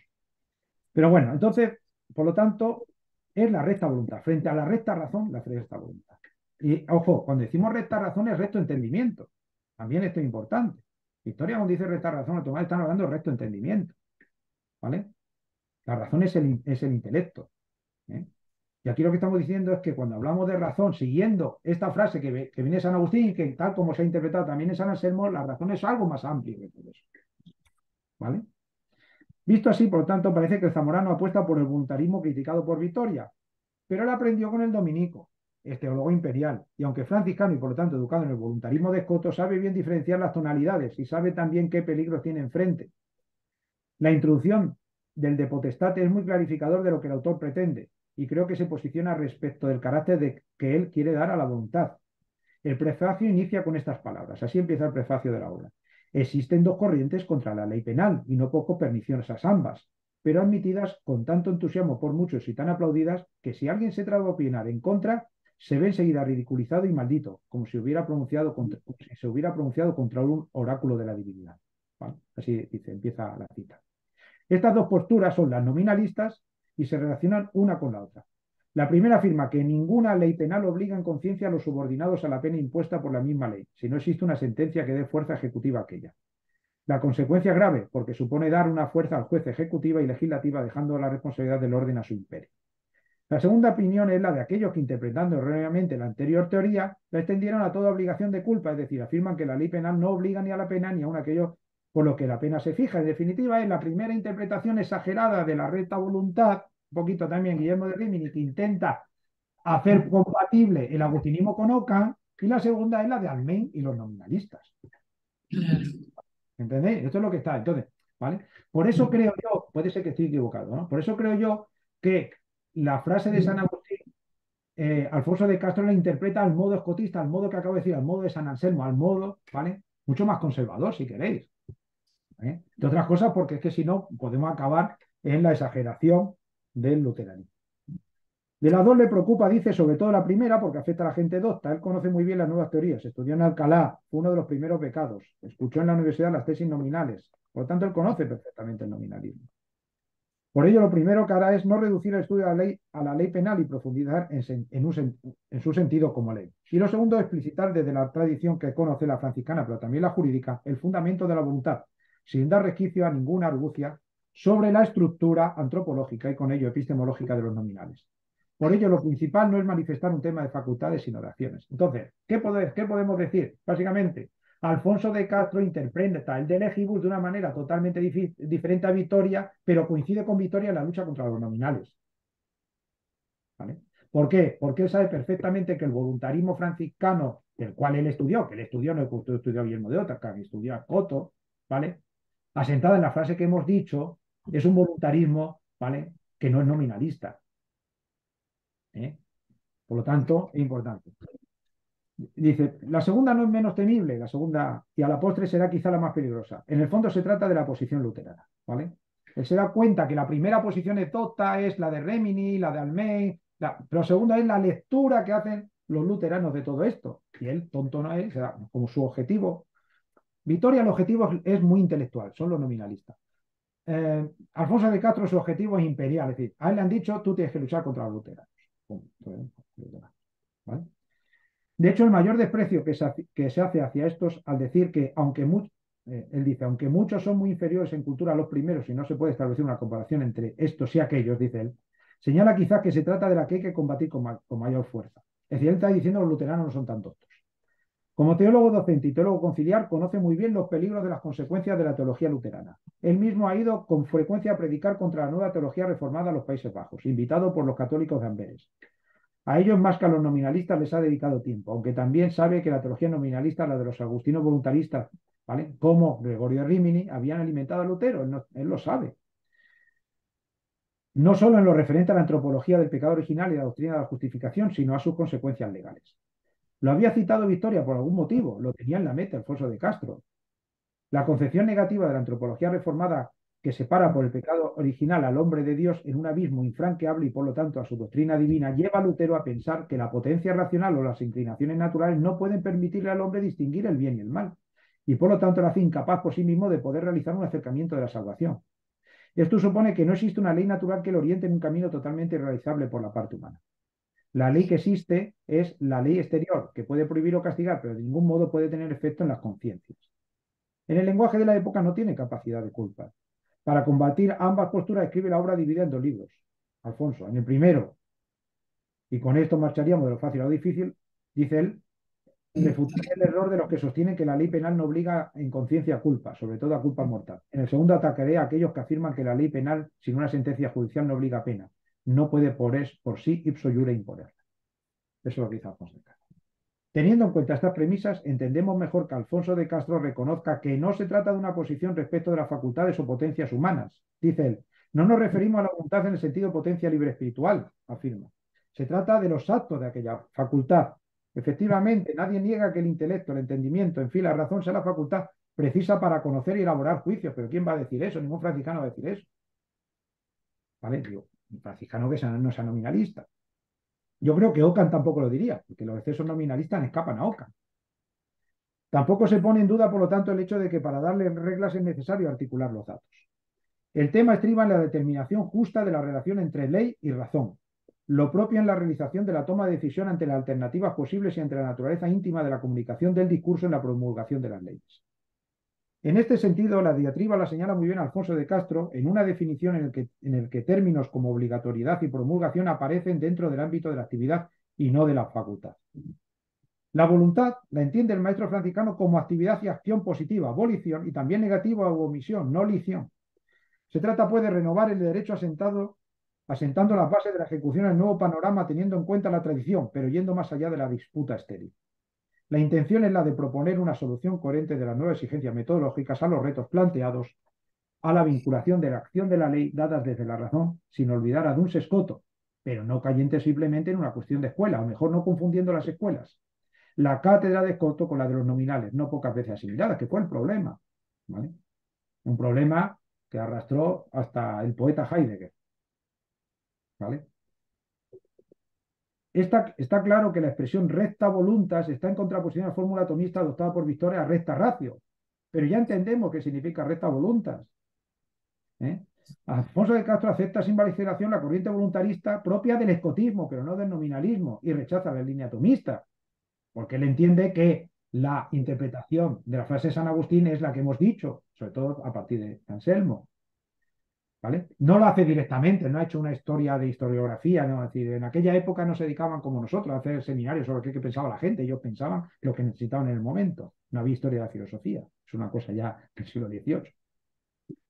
Alfonso de Castro acepta, por lo tanto, esta formulación creo que hay que entenderla, no obstante, en la línea de su prefacio. El rechazo al nominalismo y al luteranismo se ejerce mejor desde la afirmación de la voluntad, transformando inteligentemente las bases del pensamiento moderno, que intentando ponerlo frontalmente. Es decir, no solo es que es bueno decirlo, es que si lo decimos bien, estamos verdaderamente desactivando, estamos rompiendo la confrontación, le estamos diciendo que estáis confundiendo, no es que la voluntad no es importante, es que estáis confundiendo de la interpretación. Y yo lo que he intentado aquí en esta pequeña charla es poner en contexto lo que dice San Agustín y San Anselmo como son maestros referentes, ¿no? ¿Vale? No sé si me estoy explicando. ¿Vale? Y entonces, y centrado como está en la ley humana, el entendimiento será subsidiario en la construcción de la ley. El teólogo franciscano, como por otra parte un Scoto hiciera, no niega el papel del entendimiento, sino su primacía en el orden práctico. Si usted quiere conocer cómo funciona la naturaleza, cómo funciona el planeta, coño, para eso está el entendimiento. ¿Cuál es su virtud? La verdad. La verdad es la virtud del entendimiento. Eso no significa que no haya error. Como hay error, ¿vale? Si usted quiere saber cómo funciona el mundo, cuál es el bien, cómo tiene que ser, cuál es el pensamiento práctico que dirá Kant después, pues es la voluntad y es su bien. Eso no significa que no haya error, pues claro que hay error, por eso hay pecados y males y tal. ¿Vale? Pero cuando usted decide, decide con la voluntad, con la recta voluntad, porque la recta voluntad es suma ratio, es la razón suma. ¿Mm? Antes de la consideración etimológica, Alfonso de Castro hace referencia a lo que el derecho clásico romano afirmaba sobre las 4 propiedades o efectos de la ley: mandar, prohibir, permitir y castigar. 4 efectos que no están en el campo semántico del entendimiento, dice él. Ninguno de estos, ni mandar, ni prohibir, ni permitir y castigar, afirma Castro, dice relación al entendimiento, sino que todos, como es claro, se refieren a la voluntad. Si hablamos del orden, puede ser, aunque ya hemos dicho que el orden de la voluntad. Alfonso de Castro está recuperando las funciones del discurso prescriptivo contenidos en el digesto, que dice que estas 4 propiedades constituyen la naturaleza o esencia de la ley. Es decir, de esta manera, además, entendemos mejor las características filosófico-teológicas del digesto, de la teología, del derecho práctico. ¿Eh? A continuación, replica la etimología de Vitoria cuando afirma que el mismo nombre de ley, si atentamente se considera su etimología, dice terminantemente que es algo que se refiere a la voluntad y no exclusivamente al entendimiento. Si Vitoria vinculaba lex a ligar, como hemos dicho al principio de nuestro pequeño concierto, y por lo tanto a obligar, Alfonso de Castro en la distinción etimológica utiliza el argumento de autoridad humanista de Cicerón. Se me ha ido nuestra Laura, que estamos hablando de Cicerón. No te Estoy acá, vayas. estoy acá. Vale. Vale, bien. Repito la frase, por si acaso está mal, ¿eh? Si Vitoria vinculaba a lex a ligando y por lo tanto a obligar, Alfonso de Castro en la distinción etimológica utiliza el argumento de autoridad humanista de Cicerón. El filósofo romano diferencia el carácter griego de ley, dice el nomos, unida a la razón, y la fuerza de obrar, que utiliza Vitoria, y el sentido latino, donde etimológicamente se vincula lex a eleccione, a elección. El argumento queda refrendado por la explicación que él atribuye, porque así se creía entonces, no es que fuera así, pero se creía, a San Agustín en la obra Las cuestiones del Antiguo y Nuevo Testamento, que decía así: la ley se ha llamado así de elección porque por la ley se sabe lo que se debe elegir entre muchas cosas. La elección así vista es una acción de la libertad y en ello de la voluntad y no del entendimiento y del mismo modo de la ley. Pero esto no supone que el entendimiento esté anulado. En el argumento etimológico acabamos de señalar que el franciscano expresa que no es exclusivamente entendimiento, no que no sea de ninguna manera. ¿Por qué? Repito, porque la recta voluntad implica razón, ¿vale? Bien, bueno, tengo aún muchas cosas, pero vamos a, bueno, tengo aquí más, pero ya sí que yo creo que tampoco quiero marear más. Esto sería un poco, aquí vemos entonces por ejemplo, un apunte, un breve apunte sobre una lectura, ¿vale? De el de Legibus, ¿vale? Tratado de la ley de Tomás de Aquino, en contexto con el gran tratadista de la época, que es Vitoria, y lo que intento es ver un poquito, decir, es ese diálogo casi subyacente que existe en la primera frase que hace Vitoria a la referencia sobre los nominales. Entonces, es evidentemente, como dice, eh, como hemos dicho, Sebastián Contreras, efectivamente, ¿vale? Es decir, Vitoria y Alfonso de Castro, si queréis, no están lejos, porque tienen un mismo objetivo, la lucha contra los nominalistas, porque es un abuso interpretativo, ¿vale? Claro. Lógicamente, pero lógicamente la frase de la que parten no tiene nada que ver la interpretación que hace Vitoria, porque Vitoria lo interpreta ya directamente de Rimini al Maine, etcétera, al horizonte interpretativo que tiene Alfonso de Castro de sus estudios, ¿vale?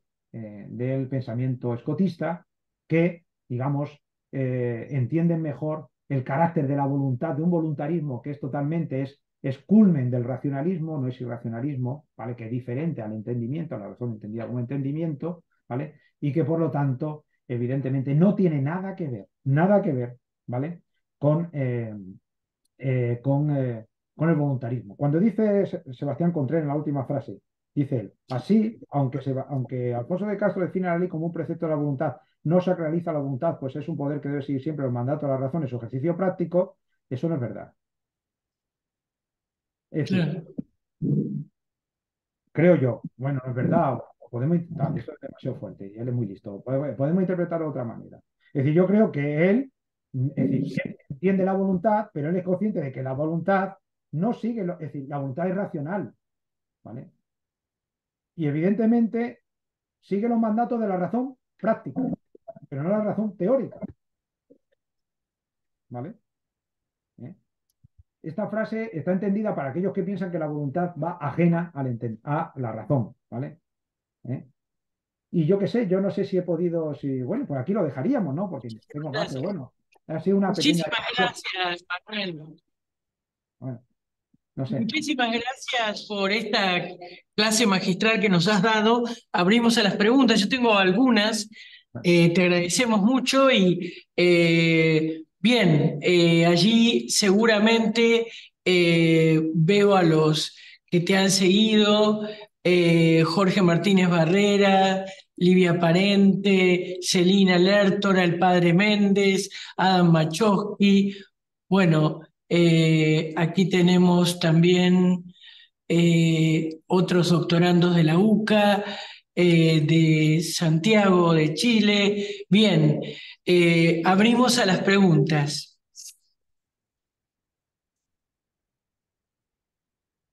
Dale al micrófono, Celina. Yo voy a comenzar, si no hay otra, pregunta previa, eh, Perdón, comentándote, perdón, sí, ¿quién? estaba muteada, no me Celina. Ah, percaté. Sí, Celina, te es que no era escuchamos. capaz de darle al micrófono, estaba ahí buscando Sí, el sí, micrófono. sí. Te damos, Celina, el micrófono. A ver. Bueno, en primer lugar, gracias por esta excelente muestra de que todavía podemos decir mucho acerca de nuestros autores de la segunda escolástica y que tenemos que continuar en esa línea. Lo que a mí me interesaría señalar y preguntar o pedir tu comentario es algo que yo planteé ayer en mi ponencia y que creo que es un tema que nos interesa como filósofos medievalistas. Y es que a lo largo de los siglos de la modernidad, la segunda escolástica transformó, hizo una relectura de trabajos teológicos a los filósofos. No es el caso de lo que mencionaste porque se tratan de temas teológicos, donde me parece muy claro y muy bien y muy interesante este planteo de la centralidad de la ley eterna y de la derivabilidad de legitimación de toda otra ley de ella, porque en sede teológica esto me parece muy pertinente. Y sobre todo la concepción de la ley como orden en un sentido voluntarista y la acentuación de esa O de Agustín, ¿no? Eh, que de alguna manera divide, y no sé si estás de acuerdo conmigo, un poco la tradición tomista del escotista, porque unos se orientaron más hacia la razón divina y otros hacia la voluntad divina al caracterizar la ley eterna. Eh, pero lo que a mí me parece es que este planteo, cuando se quiere transformar en una filosofía cristiana de orientación escotista, de orientación franciscana, o de orientación no tomista, o sea, no intelectualista, allí me parece que veo problemas y que no hay una línea de reconstrucción de las doctrinas que mencionaste en teología para transformarlas en filosóficas. Porque naturalmente la ley eterna en el sentido en que está usada en estos autores es claramente una concepción una concepción cristiana, y por lo tanto no parece que pudiera ingresar en un ámbito estrictamente filosófico, aun cuando sea un ámbito filosófico de orientación o de inspiración cristiana. Bueno, esta es un poco la inquietud que siempre tengo, ¿no? Que durante todos estos siglos se han, se han intentado transformar textos claramente teológicos en filosóficos con un éxito relativo, y tengo la impresión, y me gustaría que comentes algo que te parece, de que también eso ha sido una causa de la decadencia de la filosofía escolástica durante el siglo XVIII. No pudo competir con teorías filosóficas armadas más congruentemente como filosofía.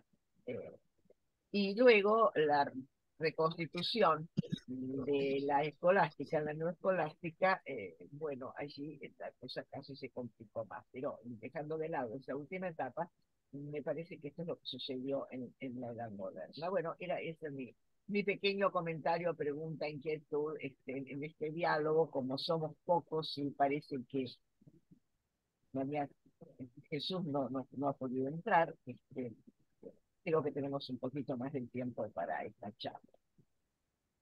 Bueno, Celina, si se soluciona esto, me dan un premio. Vamos a ver, es decir, yo estoy de acuerdo contigo, hay dificultades, evidentemente. Ahora, también te digo que hay dificultades, es decir, las dificultades que existen eh, para armar todo un pensamiento metafísico, no, para armar todo un pensamiento metafísico de inspiración cristiana, es decir, en el fondo, una metafísica del ser, ¿vale? Del ser infinito, ¿vale?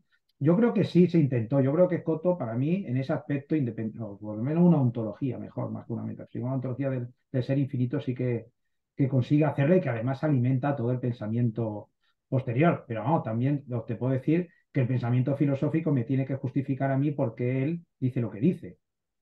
Porque, es decir, la dificultad dogmática del pensamiento cristiano, ¿vale?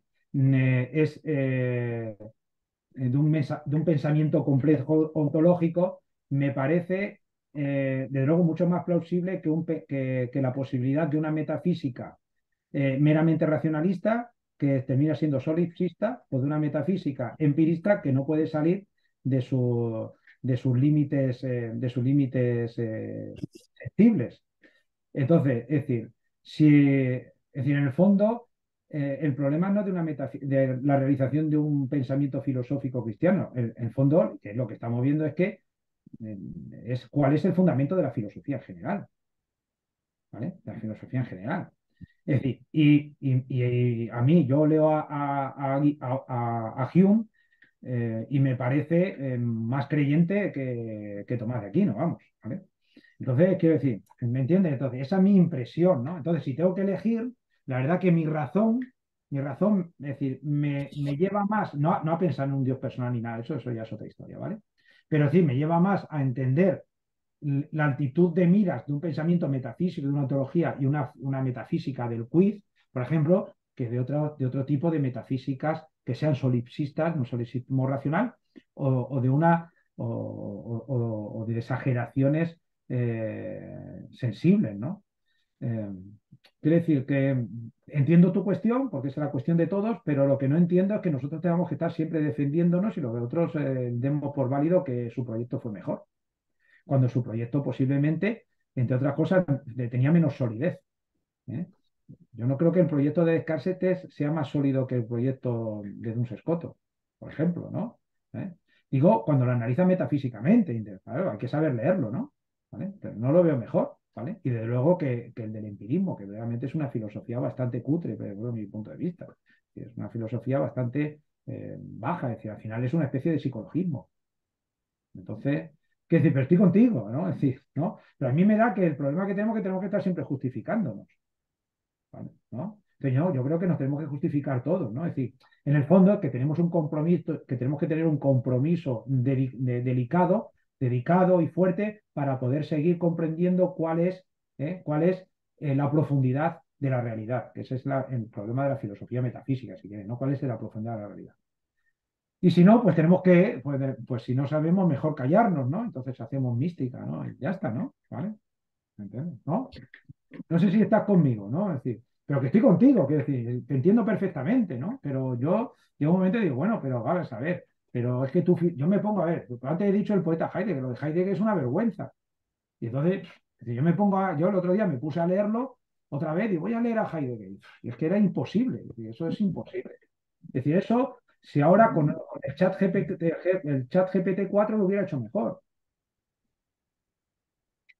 Si me permiten, a mí me pareció, Celina, interesante tu planteo de ayer, como lo dije, respecto de no leer anacrónicamente la perspectiva epistemológica en la que son presentadas las elaboraciones de los autores medievales, etcétera, etcétera. Pero yo disiento respecto del concepto de ley eterna, porque creo que tiene muchas fases y muchas relecturas, dado que la ley eterna no es ley divina.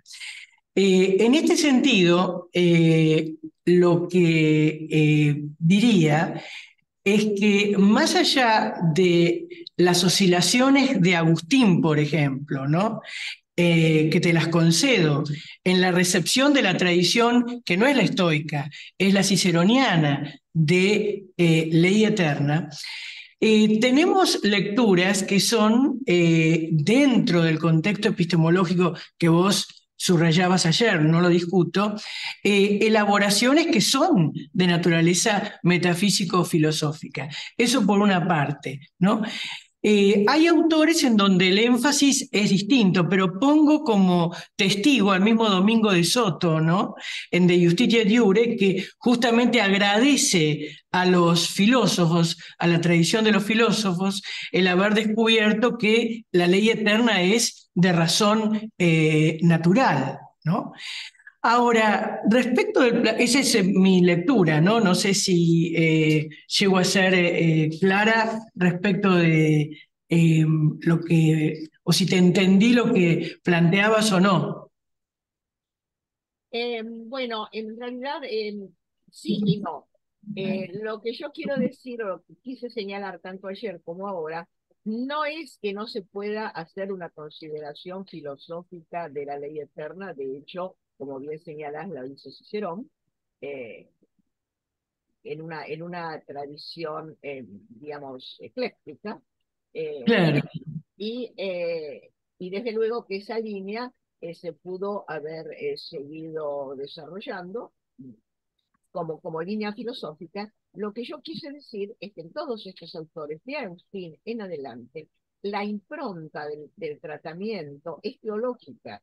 Es decir, ellos están pensando en la ley Respecto a lo eterna que no te como entendí, Cicerón. entonces estamos de acuerdo, estamos de acuerdo, estamos de Entonces, acuerdo. yo me En la refería a eso, resignificación. no a que Sí, no se pueda hacer una ¿qué dijimos ayer? consideración ontológica o de teodicea natural de tipo puramente filosófico sobre la base de una tradición o simplemente de un pensamiento. Qué sé yo, pienso, por ejemplo, que algunos autores contemporáneos se acercan bastante a este concepto, Scheller, por ejemplo, aunque desde una concepción más panteísta, ¿no?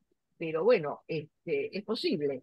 Lo que me refería concretamente al marco histórico en el que nos estamos refiriendo. Perfecto, sí, lo de ayer, A eso me perfecto, te refería. entendí O sea, bien. a ese Ahora proyecto sí, digamos, de tomar una teología para transformarla en filosofía.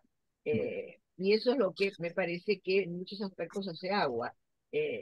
Ahora, Pero, digamos, tomando Elena, estos temas, ahora dígame, te entendí bien, ahora te entendí bien, es lo de eso es ayer, lo sí, que quería decir, sí, sí. perfecto.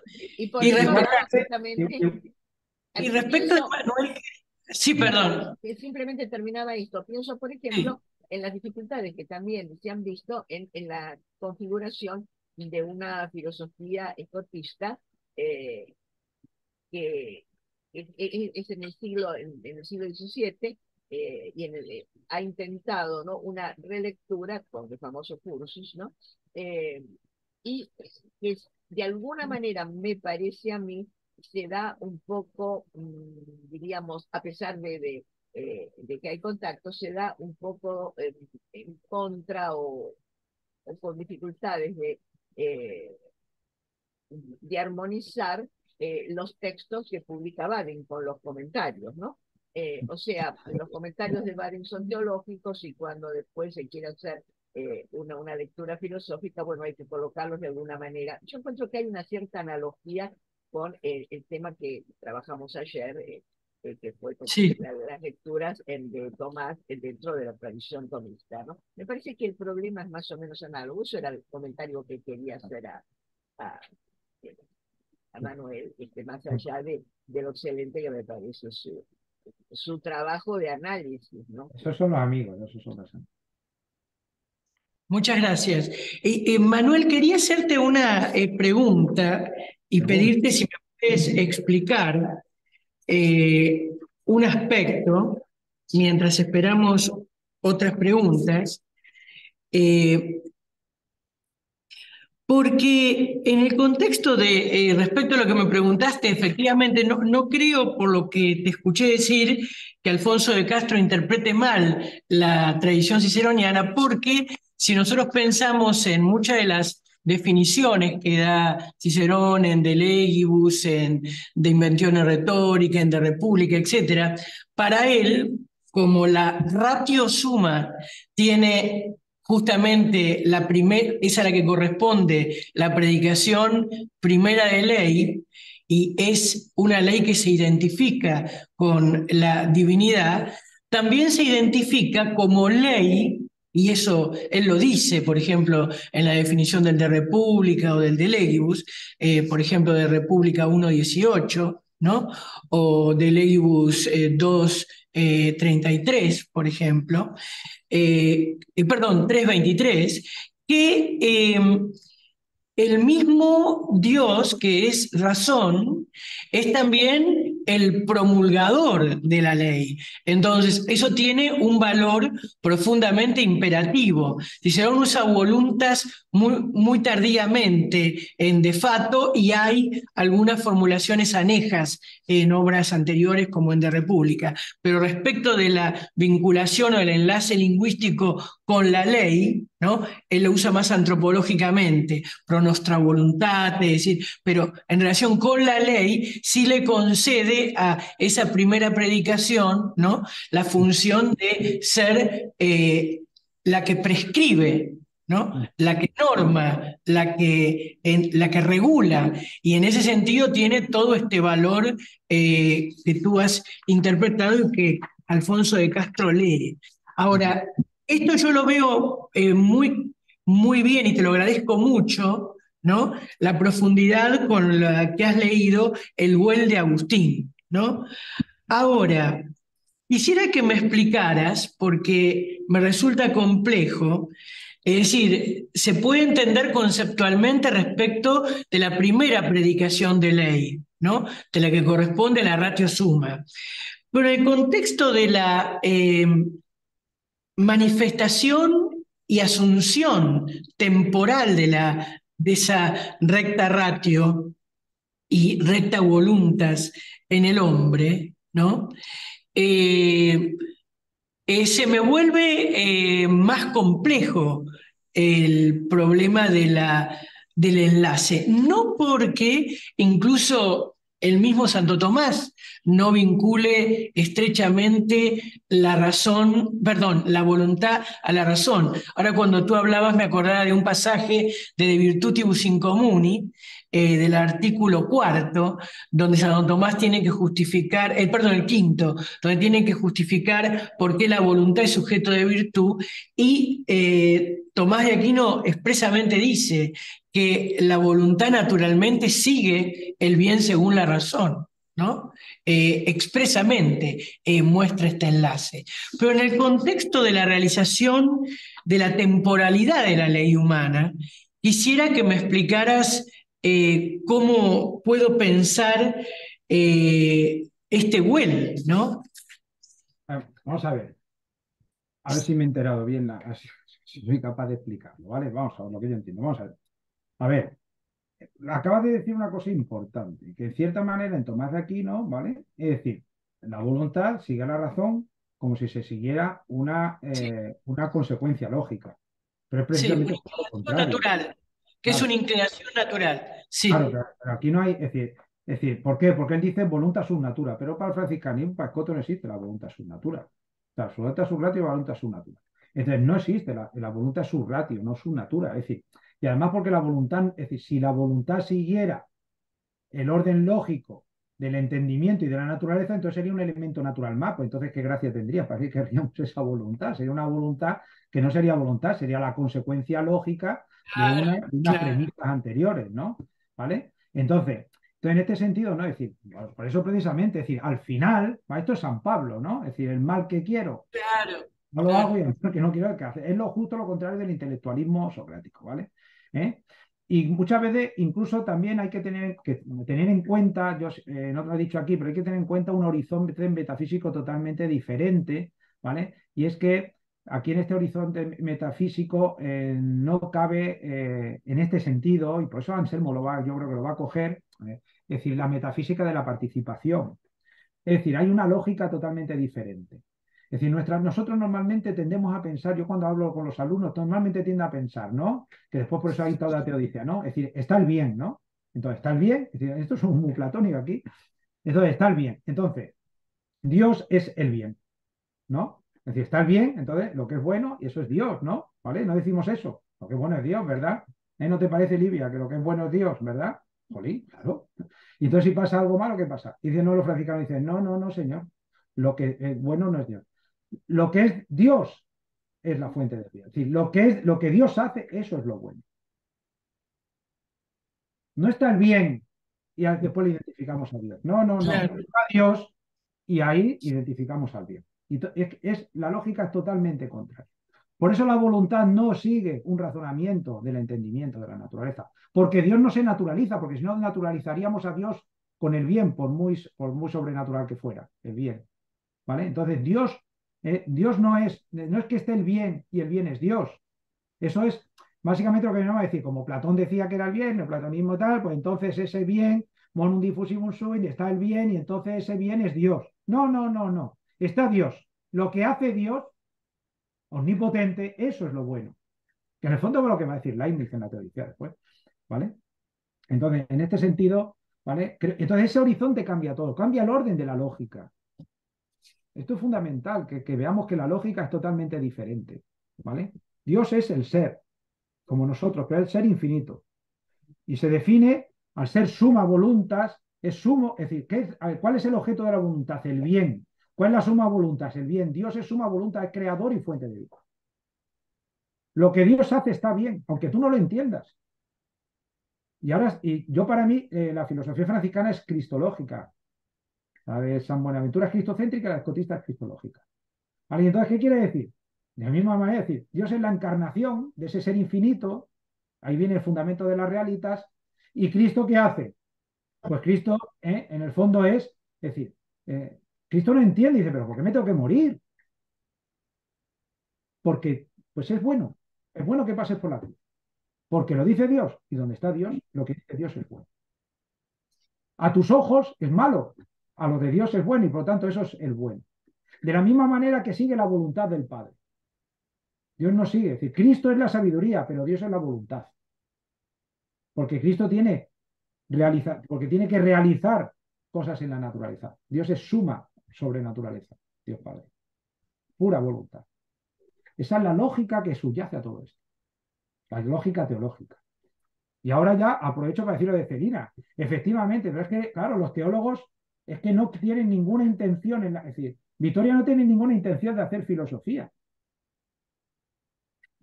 Me toca las narices. Y Alfonso de Castro no quiere hacer filosofía. Cuando hacen filosofía, si acaso es si tienen que hacer el comentario a la metafísica, para eso lo hace Suárez, ¿no? Comentario a la metafísica, y ya hacen filosofía. Ellos no, ellos quieren hacer teología. Como ahora la filosofía no quiere hacer filosofía, en el fondo hace sociología, ¿no? ¿Me entiendes? Entonces, qué decir, te doy la razón en eso, ¿no? Pero es verdad que el marco mental suyo es que les da igual, es decir, ellos, es decir, entre otras cosas porque eran los que más cobraban, ¿no? Entonces no les hacía falta, ¿vale? Ahora, como los que más cobran son los médicos, pues los filósofos quieren hacer medicina, ¿vale? Entonces hacen bio yo qué sé cuánto, y neurociencia, filosofía y neurociencia y tal. Esto parece una chorrada, pero es auténtico. Esto también. Es decir, que hay una cuestión de poderes ahí, ¿vale? En el cual, pues, me perdona, Laura, ¿te he contestado un poco? Sí, gracias, Es lo que sé, que Manuel. tampoco te puedo contestar más, te contesto lo que se me ocurre en este Muchas momento. gracias, Entonces muchas tendría que gracias. pensarlo más adecuadamente, ¿no? Porque vaya Por un poquito. favor, abro las preguntas, no sé, padre Machowski, porque no se ve bien acá, padre Julio Raúl Méndez.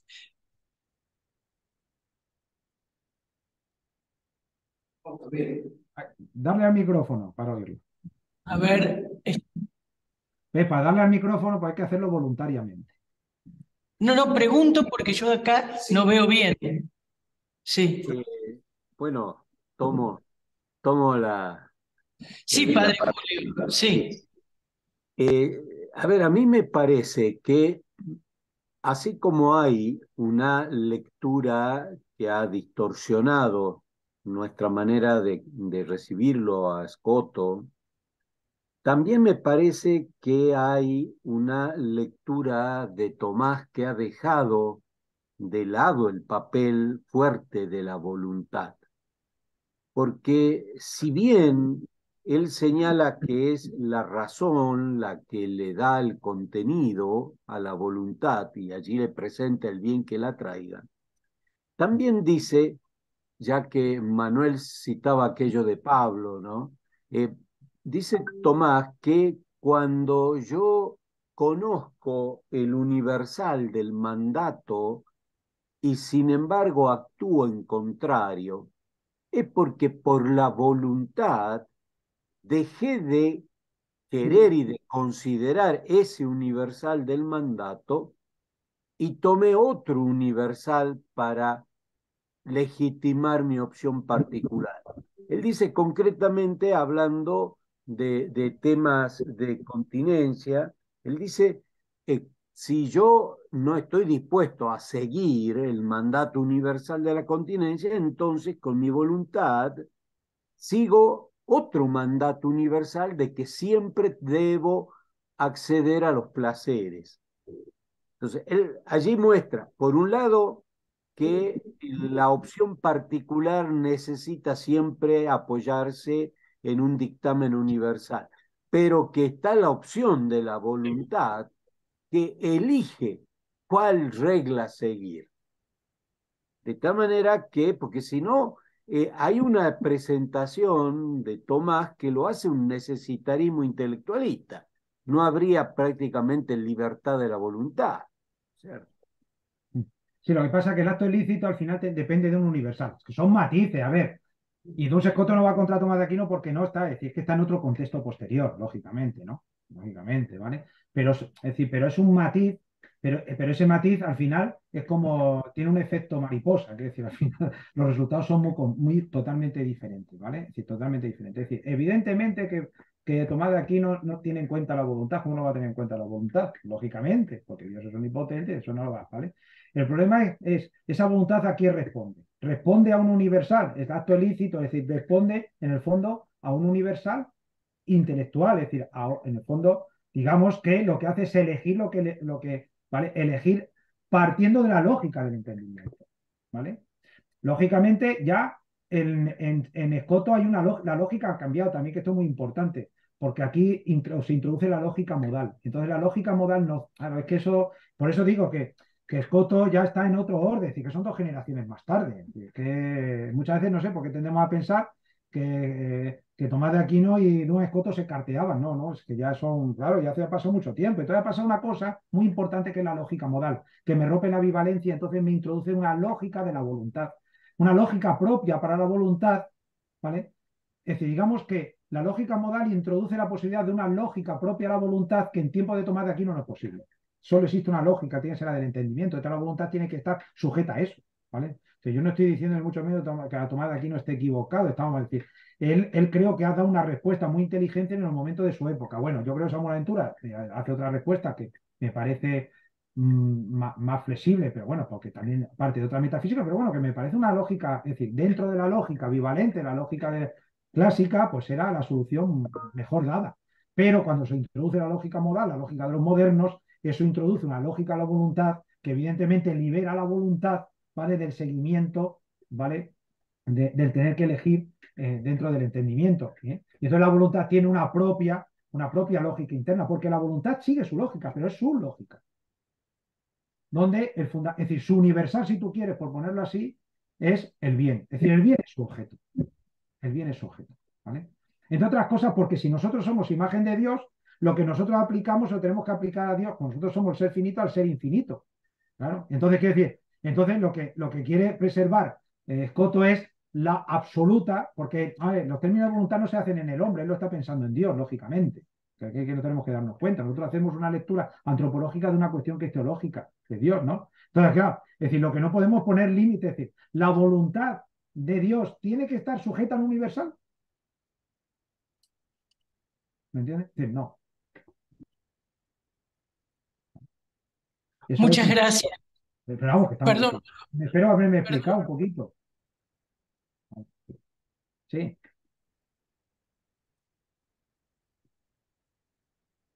Bueno, pues. muchísimas gracias, Manuel, por tu clase magistral de esta mañana. Muchísimas gracias.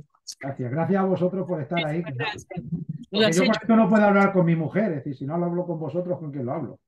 Mi mujer. Muchos saludos a Pura, los mejores recuerdos y realmente, una vez más, muchísimas gracias. Padre Julio, no sé si quiere decir algo más.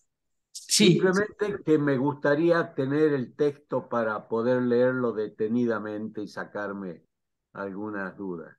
Bueno, pues como ya lo haré con tranquilidad, ¿vale? Forma parte de una tesis que estoy haciendo, pero ya se lo daré yo con tranquilidad, ¿vale? Bueno, En ok, cuanto pueda, lo armo no, un poco. ¿Eh? muchas gracias, muy buena tu exposición. Bueno, gracias a todos. Gracias a Muchas gracias, Alicia, Manuel. a Muchas Adam, a gracias. Gonzalo, que está por Muchas ahí, que no aparece. gracias. Vale. Hasta luego. Chao, chao, chao. Hasta Hasta luego. luego. Adiós. Hasta luego. Que Muchas disfrutéis de la gracias. jornada. ¿No? Hasta luego. Gracias. Muchas gracias. Nos disculpamos con todos por las dificultades técnicas que hemos tenido esta mañana y nos reencontramos a las 16 conforme se indica en el programa con la exposición de Agustín Pantano. Muchas gracias. A ver. Desde la grabación. No. Sí, Acá tengo que. y silenciar. Y silenciar. Ahora. Ahora tengo que. No sé, ¿lo vamos a grabar? No, no se falta. Perdón, ¿eh?